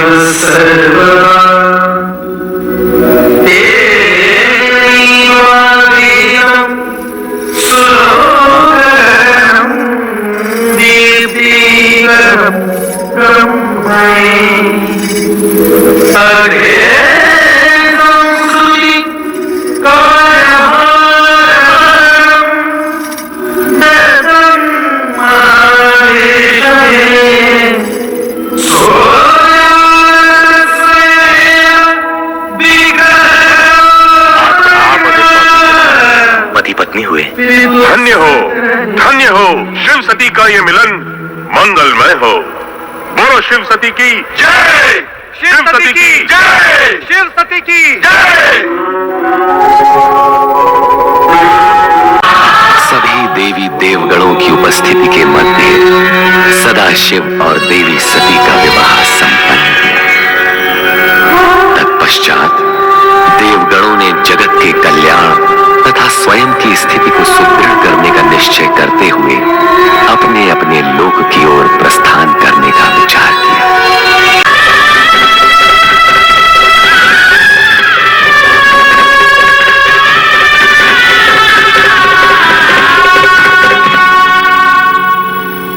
माता सती की, भगवान शिव शंकर की, माता सती की भी निश्चय है।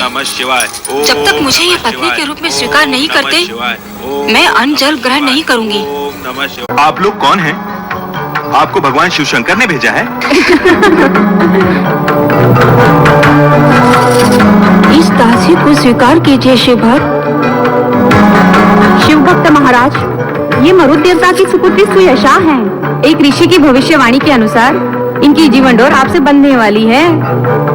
ओम नमः शिवाय, ओम नमः शिवाय, ओम नमः शिवाय। ये महाराज तो फिर हो गए। तुम भी तो कुछ बोलो सुयशा, फिर से जगाओ इन्हें। मैंने तो अपनी बात कह दी, इन्होंने अनसुनी कर दी, तो मैं क्या कर सकती हूँ? ओम नमः शिवाय। आप लोग हमारी तपस्या में विघ्न न डालिए, हम आपसे विनती करते हैं। परंतु आपको हमारी सखी सुयशा की बात का उत्तर तो देना ही होगा। ओम नमः शिवाय। हम यहाँ से हिलेंगे भी नहीं। ओम नमः शिवाय, ओम नमः शिवाय। मेरा भी निश्चय है, नमः शिवाय। जब तक मुझे ये पत्नी के रूप में स्वीकार नहीं करते, मैं अन्न जल ग्रहण नहीं करूंगी। ओम नमः शिवाय। हे महेश्वर, आज भी अलकापुरी में सुयशा आपकी आराधना कर रही है। हम तो नंदी को देखकर मौन थे देवी। यदि स्वयं नंदी के मन में विवाह की कामना नहीं जाती, हम सुयशा की कामना कैसे पूर्ण कर सकते हैं? नारायण नारायण। नंदी, सत्य बताना, क्या तुम्हें सुयशा की तनक भी सुध नहीं रही? नंदी, यहाँ आओ। प्रथम तुम देवश्री के प्रश्न का उत्तर दो। क्या तुमने देवी सुयशा को सचमुच बिसा दिया है? बोलो नंदी। नंदी, तुम बोलती क्यों नहीं? क्या तुम अपनी माता से अपने मन की बात छिपाओगे? नहीं माता, मैं अर्ध सत्य नहीं कहूंगा। मैंने सुयशा को बिसारा नहीं था, परंतु कैलाश में भगवान शिव और माता सती की सेवा में मैं प्रसन्न हूं, तो फिर मुझे किसी और की आवश्यकता क्या हो सकती है? सुयशा पर कृपा कीजिए, दया कीजिए उस पर। नंदी, हम सब की इच्छा है कि सुयशा तुम्हारी धर्मपत्नी बनकर कैलाश आए और तुम्हारे कार्य में तुम्हें सहयोग दे। रूपोद्यान प्रफुल्ल प्राय कलिका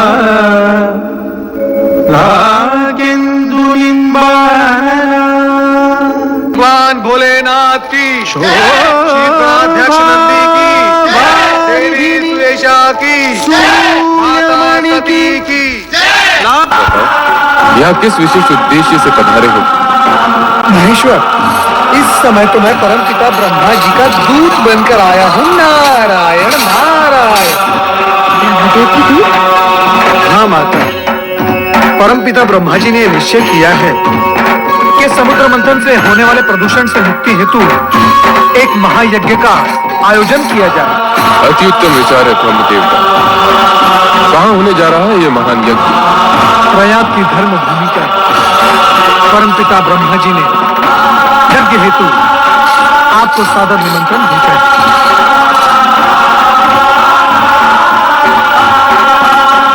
हम अवश्य उस धर्म यज्ञ में सम्मिलित होंगे। आपकी स्वीकृति से मैं धन्य हुआ। अब मुझे आज्ञा दो। यदि आज्ञा हो तो कुछ पूछो। क्या अब भी कोई प्रश्न शेष रह गया है? स्वामी, क्या प्रयाग यज्ञ में मैं भी आपके साथ सम्मिलित हो सकती हूँ?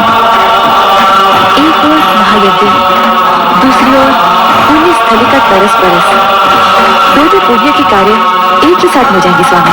नहीं देवी, बिना निमंत्रण कहीं जाना उचित नहीं। यदि उचित समझते तो ब्रह्मदेव अवश्य संदेश भेजते। परम पिता ब्रह्मदेव ने इस यज्ञ के लिए भोलेनाथ के साथ मुझे निमंत्रण क्यों नहीं भेजा? क्या मैं इस योग्य भी नहीं कि इस महान यज्ञ में सम्मिलित हो सकूं? ओम पराय परम तत्वाय स्वाहा। ओम पराय परम तत्वाय स्वाहा। ओम पराय परमात्मने स्वाहा। ओम पराय परमात्मने स्वाहा। ओम पराय परमात्मने स्वाहा। ओम पराय परमात्मने स्वाहा।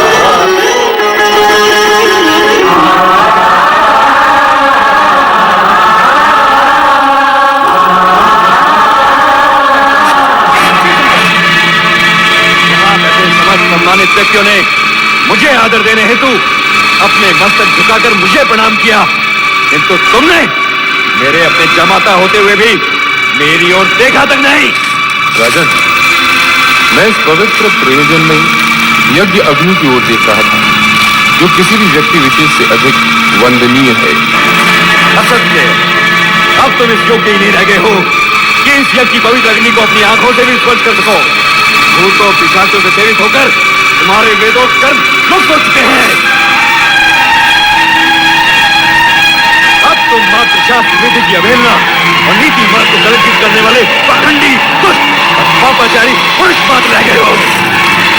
मैं श्राप देता हूँ कि शमशान में निवास करने वाले उत्तम फूल और जल से शिव शंकर को इस यज्ञ से बहिष्कृत कर दिया जाए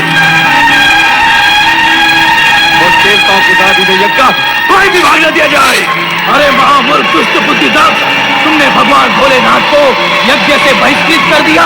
इनके स्मरण करने से यज्ञ सफल हो जाते हैं और तीर्थ पवित्र हो जाते हैं। ओ अधर्म ब्राह्मण नीच, तुमने इनका अपमान कर दिया है, जो सृष्टि के रचयिता हैं, जो पालन करता है और एक दिन संहार करता भी होंगे। हे शिवगणों, तुम सबके सब इस यज्ञ से बहिष्कृत हो जाओ। तुम सबके सब नीच और पाखंडी हो। सिर पर जटा, शरीर पर फस, हड्डियों के आभूषण पहने बस, तुम मद्यपान में आसक्त हो। ये मेरा श्राप है, श्राप है। ओ मूर्ख दक्ष, तुझे शिव तत्व का तनिक भी ज्ञान नहीं। तुझ जैसे अहंकारियों ने ही महेश्वर का उपहास किया है। इसीलिए शिव तेज के प्रभाव से मैं तुझे श्राप देता हूँ कि तुझ जैसा ब्राह्मण वेद ज्ञान से वंचित हो जाए, हो जाए और तेरा मुख पशु समान हो जाए। तुम्हें इस प्रकार क्रोधित नहीं होना चाहिए। तुमने व्यर्थ ही ब्राह्मण कुल को शाप दे डाला। जहां तक मेरा प्रश्न है, मुझे तो किसी भी प्रकार का कोई शाप छू भी नहीं सकता। तुम तो ज्ञानी हो नंदी। सनकादिक ऋषियों को तत्व ज्ञान का उपदेश भी तो तुम्ही ने दिया था। अतः अब शांत हो जाओ और निश्चिंत भी। तुम्हारे आराध्य का कोई कुछ नहीं बिगाड़ सकता। मैं तो यज्ञ हूं, मैं ही यज्ञ कर्म हूं, यज्ञों का अंगभूत उपकरण हूं। यज्ञ की आत्मा भी मैं ही हूं। यज्ञ परायण यजमान और यज्ञ से बहिष्कृत भी मैं ही हूं। चलो हम कैलाश लौट चलें।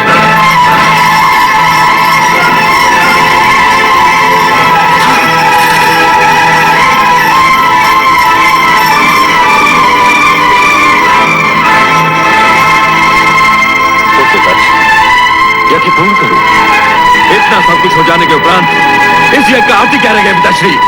मेरा चित्त यहां से हट चुका है। आपका स्वास्थ्य ठीक है ना स्वामी? कहीं तो राजवैद्य जी मुझे कुछ नहीं हुआ। दक्ष प्रजापति को कुछ नहीं हो सकता। सर्वनाश के दिन तो आ गए उस अहंकारी भूतनाथ के, जिसने आज भरी सभा में मेरा अपमान किया है। आप जामाता जी की बात कर रहे हैं? क्या किया है उन्होंने जो आप क्रोध में बिखरे जा रहे हैं? क्या नहीं किया उसने? भूत प्रेत निशाचरों के साथ शमशान में रहने वाले उस औगण शिव का तो साथ तो देखो। बड़े बड़े देवता और ऋषि मुनियों ने जिस दक्ष का अभिवादन किया हो, उसी की उपेक्षा कर डाली उसने। गणमान्य विद्वान या महत्वपूर्ण व्यक्ति के रूप में न सही, ससुर के रूप में तो मुझे नमन कर ही सकता था। हो सकता है उनका पूरा ध्यान उस समय यज्ञ की ओर लगा हो। तुम उस नीच का साथ दे रही हो महारानी, जिसके टेढ़े तिरछे मुख वाले गणों ने मेरा जी भर के अपमान किया है, मेरे ब्राह्मणत्व को ललकारा है, श्राप दिया है मुझे। अवश्य आपने भी कुछ कहा होगा, तभी तो। एक तो तुम हो जो उस चटा झूठधारी नंग धड़ंग जामाता पर अपने हृदय का पूरा प्रेम उड़ेल रही हो, और दूसरे हैं मेरे पिता, जिनके दबाव में आकर मुझे अपनी सती का विवाह उस दुष्ट के साथ करना पड़ा। मेरा वश चले तो। बस कीजिए स्वामी, बस कीजिए। आपका ये शिव क्रोध मुझे किसी अनिष्ट की चेतावनी दे रहा है। भगवान के लिए मुख से एक भी अपशब्द मत निकालिएगा। मुख से कहने से क्या लाभ? अब तो अपमान का बदला अपमान से ही लिया जाएगा। महारानी, मैं शीघ्र एक महान यज्ञ का आयोजन करूंगा, जिसमें मैं तुम्हारे लाडले जामाता को कदापि आमंत्रित नहीं करूंगा। क्या? इतना ही नहीं, उसका यज्ञ भाग भी उसे नहीं मिलेगा, कदापि नहीं मिलेगा। प्रतिशोध लूंगा मैं, प्रतिशोध।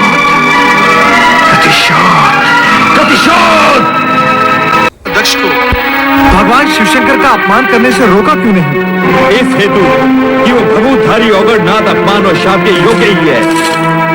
नारायण नारायण, ऐसा अशुभ बोलकर अपने सर्वनाश को आमंत्रण न दो भ्राता दक्ष। सर्वनाश? सर्वनाश तो उसी का होगा जो सर्वनाश के योग्य है। हम दक्ष प्रजापति हैं, सारी प्रजा के पालन करता। हमारा अपमान करने वाले को अपमान का दंड भुगतना ही होगा। नारद, दक्ष, क्रोध के आवेश में आकर तुमने यज्ञ भूमि में जो अनर्थ कर डाला, इसका तुम्हें तनिक भी दुख नहीं है। अब क्या करना है? परमपिता, हम यहाँ हैं दक्ष यज्ञ के निमंत्रण हेतु। दक्ष यज्ञ? कैसा दक्ष यज्ञ? परमपिता, कि दक्ष भूमि कंथल में एक महान यज्ञ का आयोजन किया जाए। नारायण नारायण, इस यज्ञ का प्रयोजन? नारद, ये आवश्यक तो नहीं कि हम तुम्हारे हर प्रश्न का उत्तर दें, परंतु यदि आयोजन का कारण जानना ही है तो सुनो। दक्ष यज्ञ का आयोजन करके हम शिव को सदा सदा के लिए सभी यज्ञों से बहिष्कृत कर देंगे। हम इस यज्ञ के द्वारा शिव से अपने अपमान का प्रतिशोध लेंगे।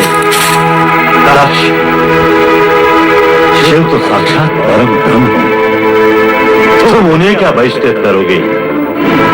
ऐसा अनुचित विचार भी अपने मन से निकाल दो। हमारा ये विचार ही नहीं, अटल निश्चय है परमपिता। विनाश काले विपरीत बुद्धि, किसी ने ठीक ही कहा है। जब विनाश समीप आता है तो बुद्धि भी विपरीत हो जाती है। अब मैं आपके इस महल में आऊंगा, मैं आपके उस अनिष्टकारी यज्ञ में। अब आज्ञा दीजिए, भगवान भोलेनाथ आपका कल्याण करेंगे। नारायण नारायण।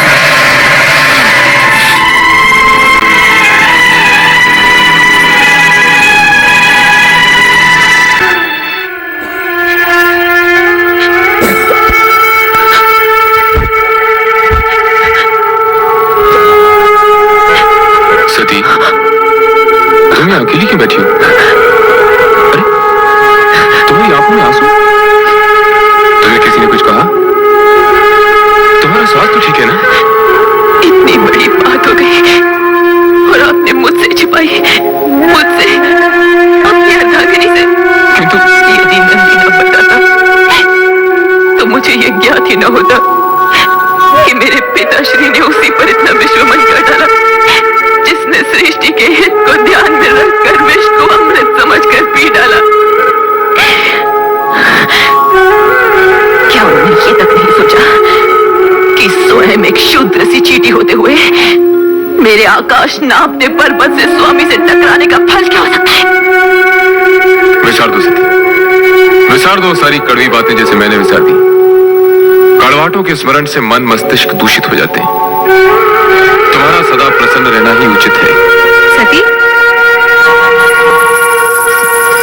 भगवान शिवशंकर को चंद्र का प्रणाम।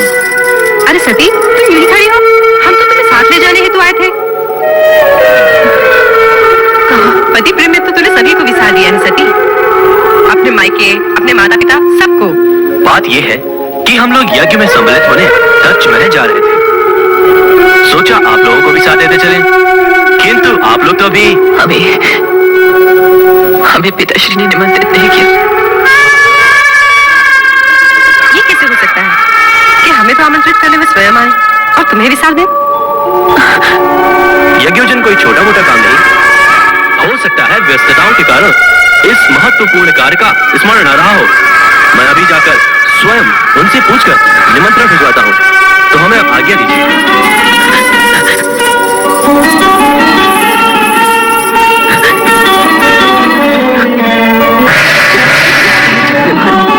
मेरे हृदय को व्यथित कर दिया है।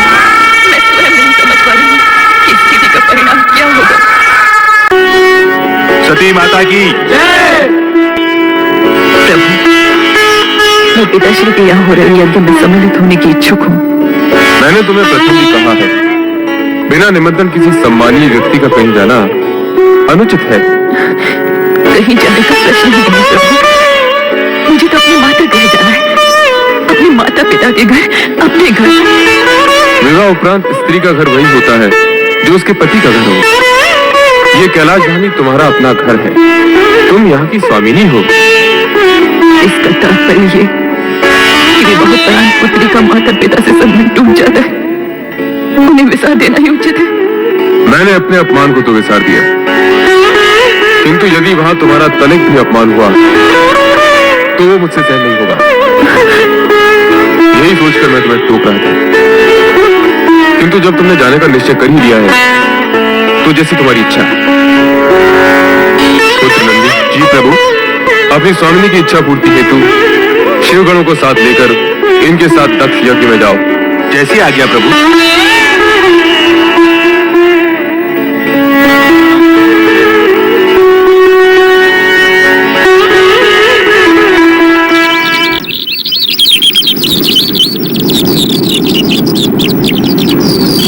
प्रजापति दक्ष, यज्ञ आरंभ करने का समय हो गया है।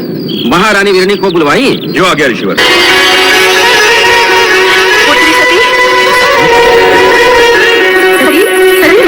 अच्छा क्या तुम्हारे?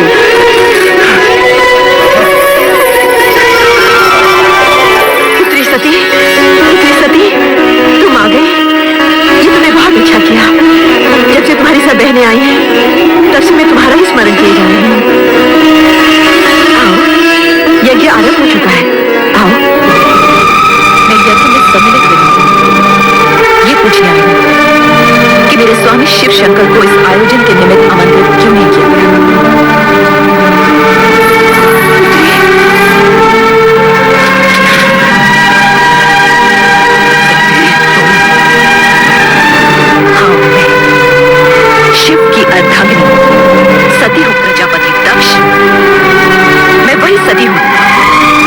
मैंने शिव को पति रूप में पाने के लिए आपकी इच्छा के विरुद्ध शिव की आराधना की थी और उनके चरणों में स्थान पाया था।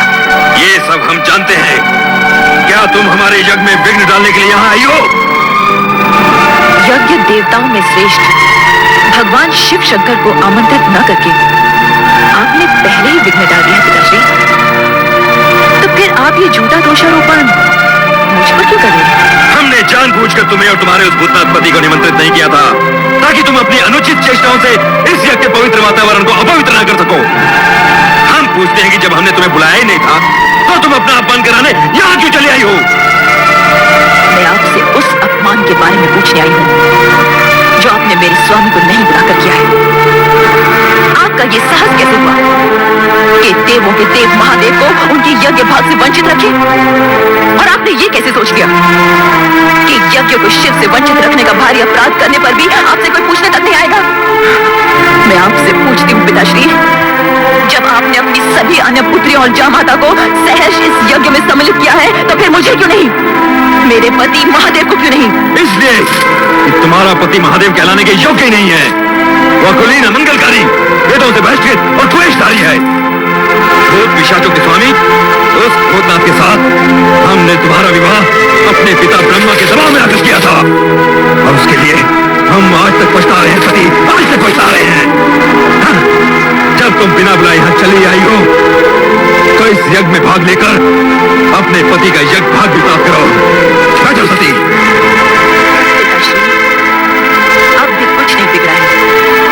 आप कैलाश जाकर मेरे स्वामी को आदरपूर्वक यहाँ ले आइए और इस यज्ञ को विधि पूर्वक संपन्न कीजिए। एक पुत्री होने के नाते मैं आपसे विनती करती हूँ। नहीं, नहीं, कदापि नहीं। हम उस ढोंगी पाखंडी भगवतधारी को इस यज्ञ में कदापि आमंत्रित नहीं करेंगे। हम नहीं चाहते कि उसके अपवन नाम की छाया भी इस पावन यज्ञ पर पड़ने पाए। पिताश्री,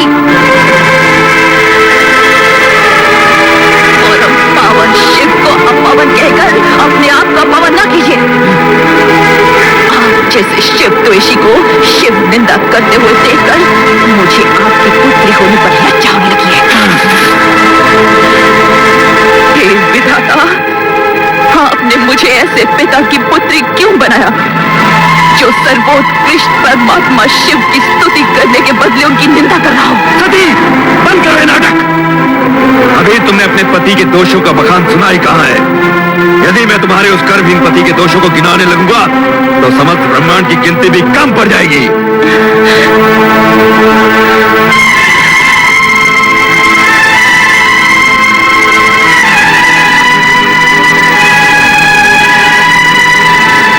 सृष्टि के पालक श्री हरि विष्णु, सृष्टि के रचनाकार परम पिता ब्रह्मा, क्या आप शिव निंदा सुनने के लिए इस यज्ञ में सम्मिलित हुए? जिन सदाशिव की कृपा दृष्टि पाने के लिए आप उनकी स्तुति करते करते नहीं थकते, उन्हीं शिव की निंदा सुनते हुए आप मूर्ति के समान निश्चेष बैठे? क्या आपके प्राण सद्बुद्ध खो बैठे? क्या आपकी अंतरात्मा मर चुकी है? महाराज दक्ष, शिव पत्नी सती इस यज्ञ के वातावरण को दूषित कर रही है। इसे रोकिए और यज्ञ से बहिष्कृत कीजिए। जो व्यक्ति स्वयं यजमान दक्ष प्रजापति का सरासर अपमान कर रहा हो वो यज्ञ में रहने के योग्य नहीं है, भले ही वो आपकी पुत्री ही क्यों न हो। सती, इसी समय चली जाओ यहाँ से। मैं इस यज्ञ से तब तक नहीं जाऊंगी जब तक आप और इस यज्ञ में सम्मिलित होने वाले सभी लोग शिव की अवज्ञा के प्रति खेद व्यक्त नहीं करते। मैं यहाँ से तब भी जाऊंगी जब आप सब शिव से क्षमा मांगोगे। मैं यहाँ शिव के अपमान का परिमार्जन करने आई हूँ, आपके कहने से चले जाने के लिए नहीं। सती, तुम यज्ञ का अमूल्य समय व्यर्थ नष्ट कर रही हो। हम तुमसे कितनी बार कह चुके हैं कि तुम्हारे पति वेद विरोधी अमंगलकारी और अपावन है, इसलिए हमने उसे इस यज्ञ से बहिष्कृत कर दिया है। एक ही बात को बार बार दोहराकर हमारे क्रोध की अग्नि को प्रज्वलित न करो। या तो चुपचाप यज्ञ में भाग लो, अन्यथा चले जाओ यहाँ से, चले जाओ। दक्ष प्रजापति, आप मेरे पिता हैं। इतना तो सोचिए कि अपने पति के अपमान सम्मान का परिमार्जन न कर पाने पर आपकी ये पुत्री शिव को क्या मुंह दिखाएगी? क्या मैं कैलाश लौटकर शिव से ये कहूंगी कि मैं आपकी निंदा सुनने वहां गई थी? शिव निंदा सुनने वाला भी शिव निंदा करने के समान नरक का पात्र होता है। तो जहां जाना है चली जाओ, तुम्हें रोका किसने है? किंतु एक बात अच्छी तरह समझ लो सती, जिस शिव ने हमारा सरासर अपमान किया है, उसी शिव से अपने अपमान का प्रतिशोध लेने के लिए हमने इस बहाने का आयोजन किया है। और सुनना है तो सुनो, अब शिव मेरे लिए सदा सदा के लिए बहिष्कृत है। वो भूतनाथ, शमशान में पड़े रहने वाला घोड़ी, नंग धड़ंग अवधूत, प्रजापति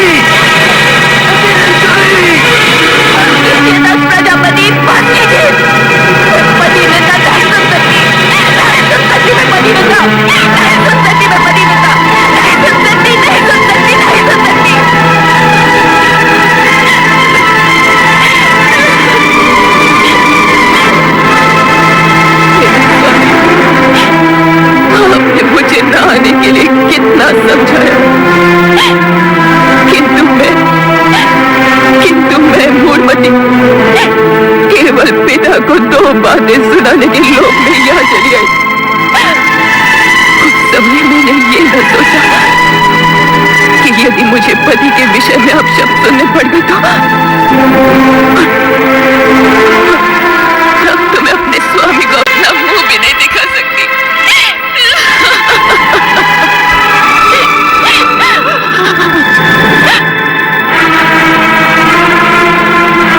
जिस स्थान पर मुझे अपने पति की इतनी निंदा सुननी पड़ी, वहीं के वहीं मैं अपने स्नेह का त्याग कर दूंगी।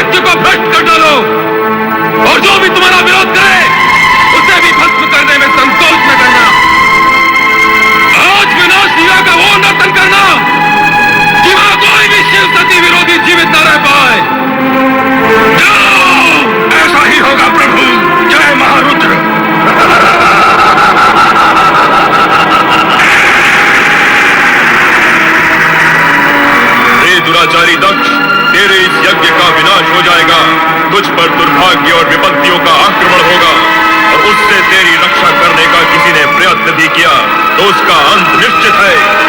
कुछ ही समय में यहाँ विनाश का तांडव होने वाला है, विनाश का तांडव होने होने वाला है, विनाश का तांडव होने वाला है।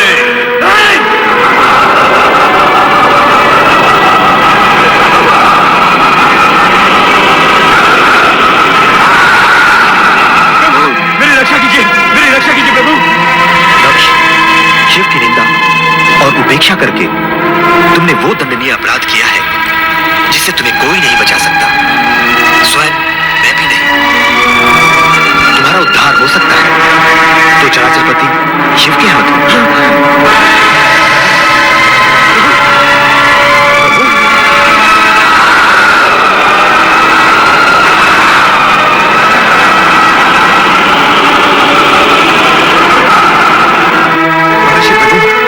अभी संकट से आप मुझे उबारिए। मेरी सहायता कीजिए ऋषिवर, मेरी सहायता कीजिए।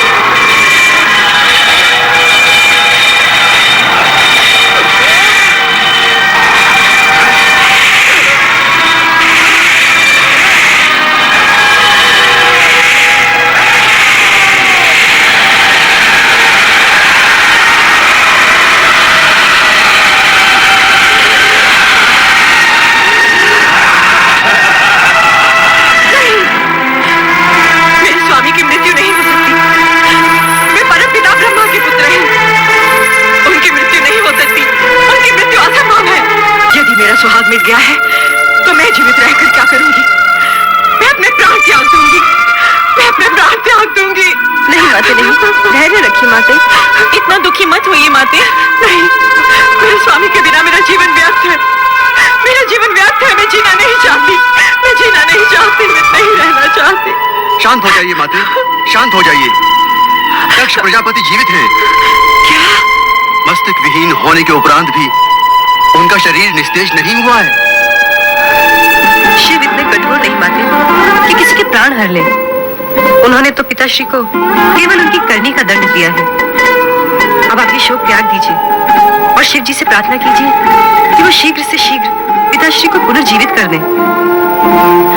मैं शिव से प्रार्थना करूं अपने पति को जीवन दान देने के लिए? मैं तो, क्या वो मेरी प्रार्थना सुनेंगे? हाँ माते, शिव शंकर दयालु हैं, वे अपने भक्तों की प्रार्थना अवश्य सुनेंगे। शिव ने ही तो हमारे पति को मृत्यु के मुख से बचाया था, क्या आपको ज्ञात नहीं माते? हमारे पति चंद्रदेव तो शिव के भूषण हैं, शिव के परम प्रिय हैं, इसीलिए शिव ने उन्हें जीवन दान दिया।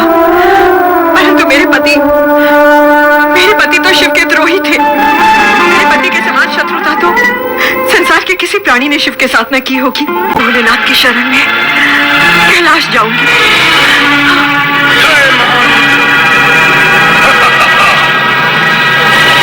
मैं महाबलयंकर आपकी आज्ञा के अनुसार दुष्ट दक्ष का अंत कर दिया और उसके सर को काटकर यज्ञ कुंड में स्वाहा कर दिया। वीरभद्र, तुम मेरी आज्ञा का पालन कर धन्यवाद के पात्र हो गए हो। सभी गणों में सर्वश्रेष्ठ हो, यशस्वी भव। जय महारुद्र। चराचरपति, सम्राट शिव शंकर, कृपा सागर,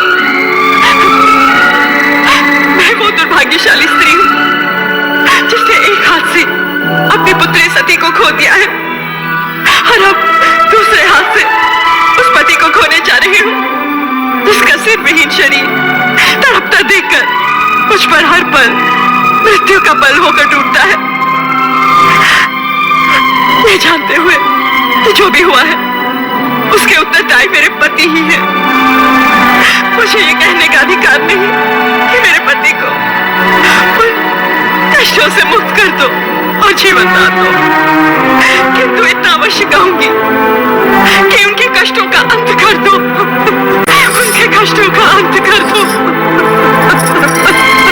उनके कष्टों का अंत कर दो, उनके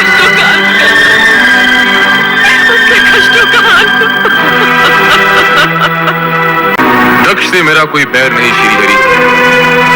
जो हुआ, जो हो रहा है और जो होगा विधाता के संकेत के बिना असंभव है। अस्तु, आप सबकी इच्छा का सम्मान करते हुए मैं दक्ष को अवश्य जीवन दान दूंगा, अवश्य। स्वामी, स्वामी,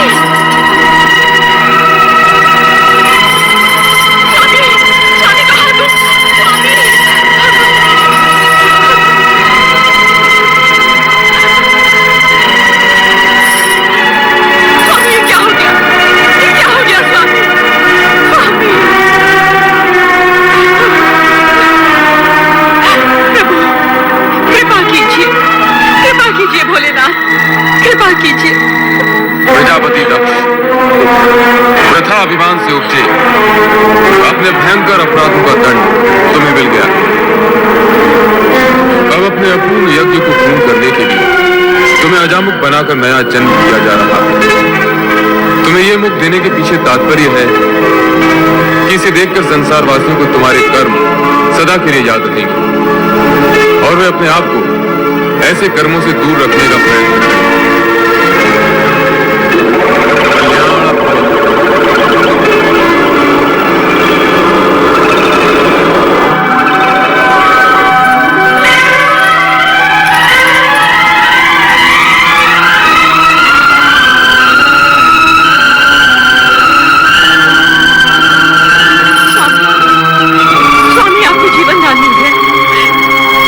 जीवन धन्य हो गया।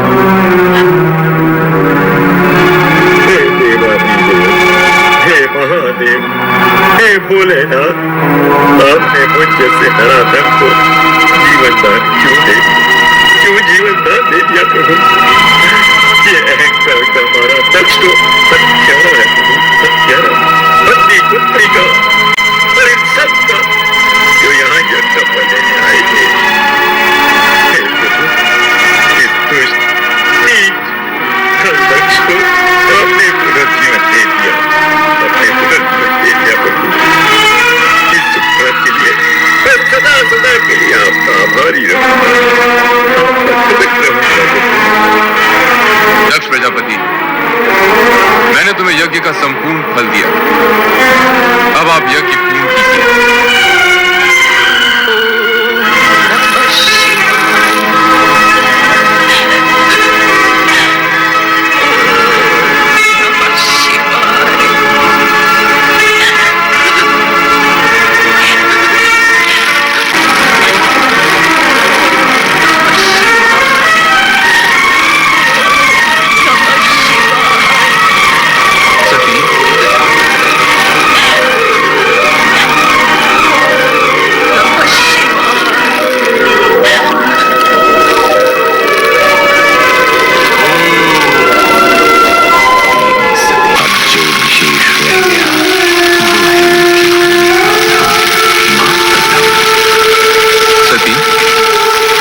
सती, सती, सती,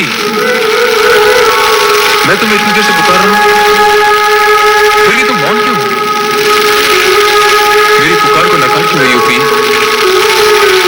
तुम्हें तो तुम्हारा ये पति अत्यधिक प्रिय है ना? तुम्हारा आराध्य इष्ट सभी कुछ है ना? मेरे नेत्र की इंगत मात्र से तुम मेरे हृदय की भाषा समझ लेती हो, किंतु आज ऐसे मीठे स्वप्नों में कोई नहीं हो कि मेरा आर्तनाद भी तुम्हें सुनाई नहीं दे रहा है। हंस रही हो तुम? इतनी महान भूल करने के बाद भी हंस रही हो? तुम्हें कितना समझाया, वर्चना भी दी कि बिना आमंत्रण कहीं जाना अशोभनीय और असम्मानजनक होता है, विशेष रूप से वहां जहां तुम्हारे पति के विरोधी हों, उन्हें अपमानित करने का अवसर खोजते रहते हैं। किंतु तुम्हारा क्रियाहट मेरी बात पर भारी पड़ गया। तुम दक्ष यज्ञ में चली गई और स्वामी, आश्चर्यचकित न हुई स्वामी, मैं सती पुनः वहीं पहुंच चुकी हूँ जो मेरा स्थायी आसन है, आपका हृदय। हाँ स्वामी, मैं आपको वहीं से पुकार रही हूँ।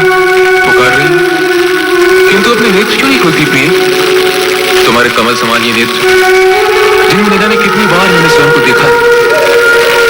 सती, चेतन हो जाती है। अपने पूर्ण रूप में मेरे सामने आओ प्रिय। स्वामी, आप अपना ही वचन स्मरण कीजिए और मन की आंखें खोल कर देखिए। हम दोनों शिव शक्ति भिन्न नहीं है, एक ही परम तत्व साक्षात परब्रह्म है, जिसका ब्रह्मांड साक्षी है। भोलेनाथ, भोलेनाथ, नारद का प्रणाम स्वीकार हो। मंगल हो। प्रभु, आप कहाँ जा रहे हैं? देवी सती हमसे रुष्ट हो गई। भोलेनाथ, आप ये कैसी बातें कर रहे हैं? क्यों? क्या सदा पत्नी को ही पति का साथ देना चाहिए, पति को नहीं? हम अपनी रुष्ट प्रिया का साथ कभी नहीं छोड़ेंगे। भोलेनाथ, क्या इतने पर भी आपको वास्तविकता समझ में नहीं आई? तुम हमारा समय नष्ट कर रहे हो नारद। तुम्हारी बातें सुनकर सती और अधिक रुष्ट हो जाएगी। हे त्रिकालदर्शी, बिना प्राण की देह कहीं रुष्ट होती है भला? नारद! भोलेनाथ, भोलेनाथ, मुझ पर क्रोधित होने से सत्य झुटलाया नहीं जा सकता। और सत्य यह है कि आप जिसे प्रिया का रुझान समझ रहे हैं, वो आपका मात्र भ्रम है। भ्रम। प्रभु देह बोलती नहीं, भ्रम बोलता है। तुम ये कहना चाहते हो कि सती, हमारी सती मात्र देह है, मात्र देह? खेद की बात यही है प्रभु कि आप जिसे देवी सती समझ रहे हैं, वो मात्र निर्जीव देह है। मैं तुम्हें भस्म कर दूंगा। सती शक्ति है, शक्ति अमर है, शक्ति जगत माता है, और तुम जगत माता को निर्जीव और देह कहकर अपमानित कर रहे हो। प्रभु, आज आप ये क्या कह रहे हैं? आप सामान्य मनुष्य की भांति भावुकता में डूबे जा रहे हैं। एक शब्द नहीं, आगे एक भी शब्द नहीं। यदि अब तूने कुछ भी अनर्गल कहा तो तू मेरे क्रोध में बच नहीं पाएगा। दूर हो जा, दूर हो जा मेरे दृष्टि से, दूर हो जा।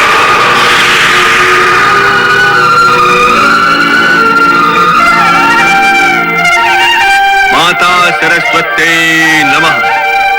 ब्रह्मदेवाय नमः। ब्रह्मदेवाय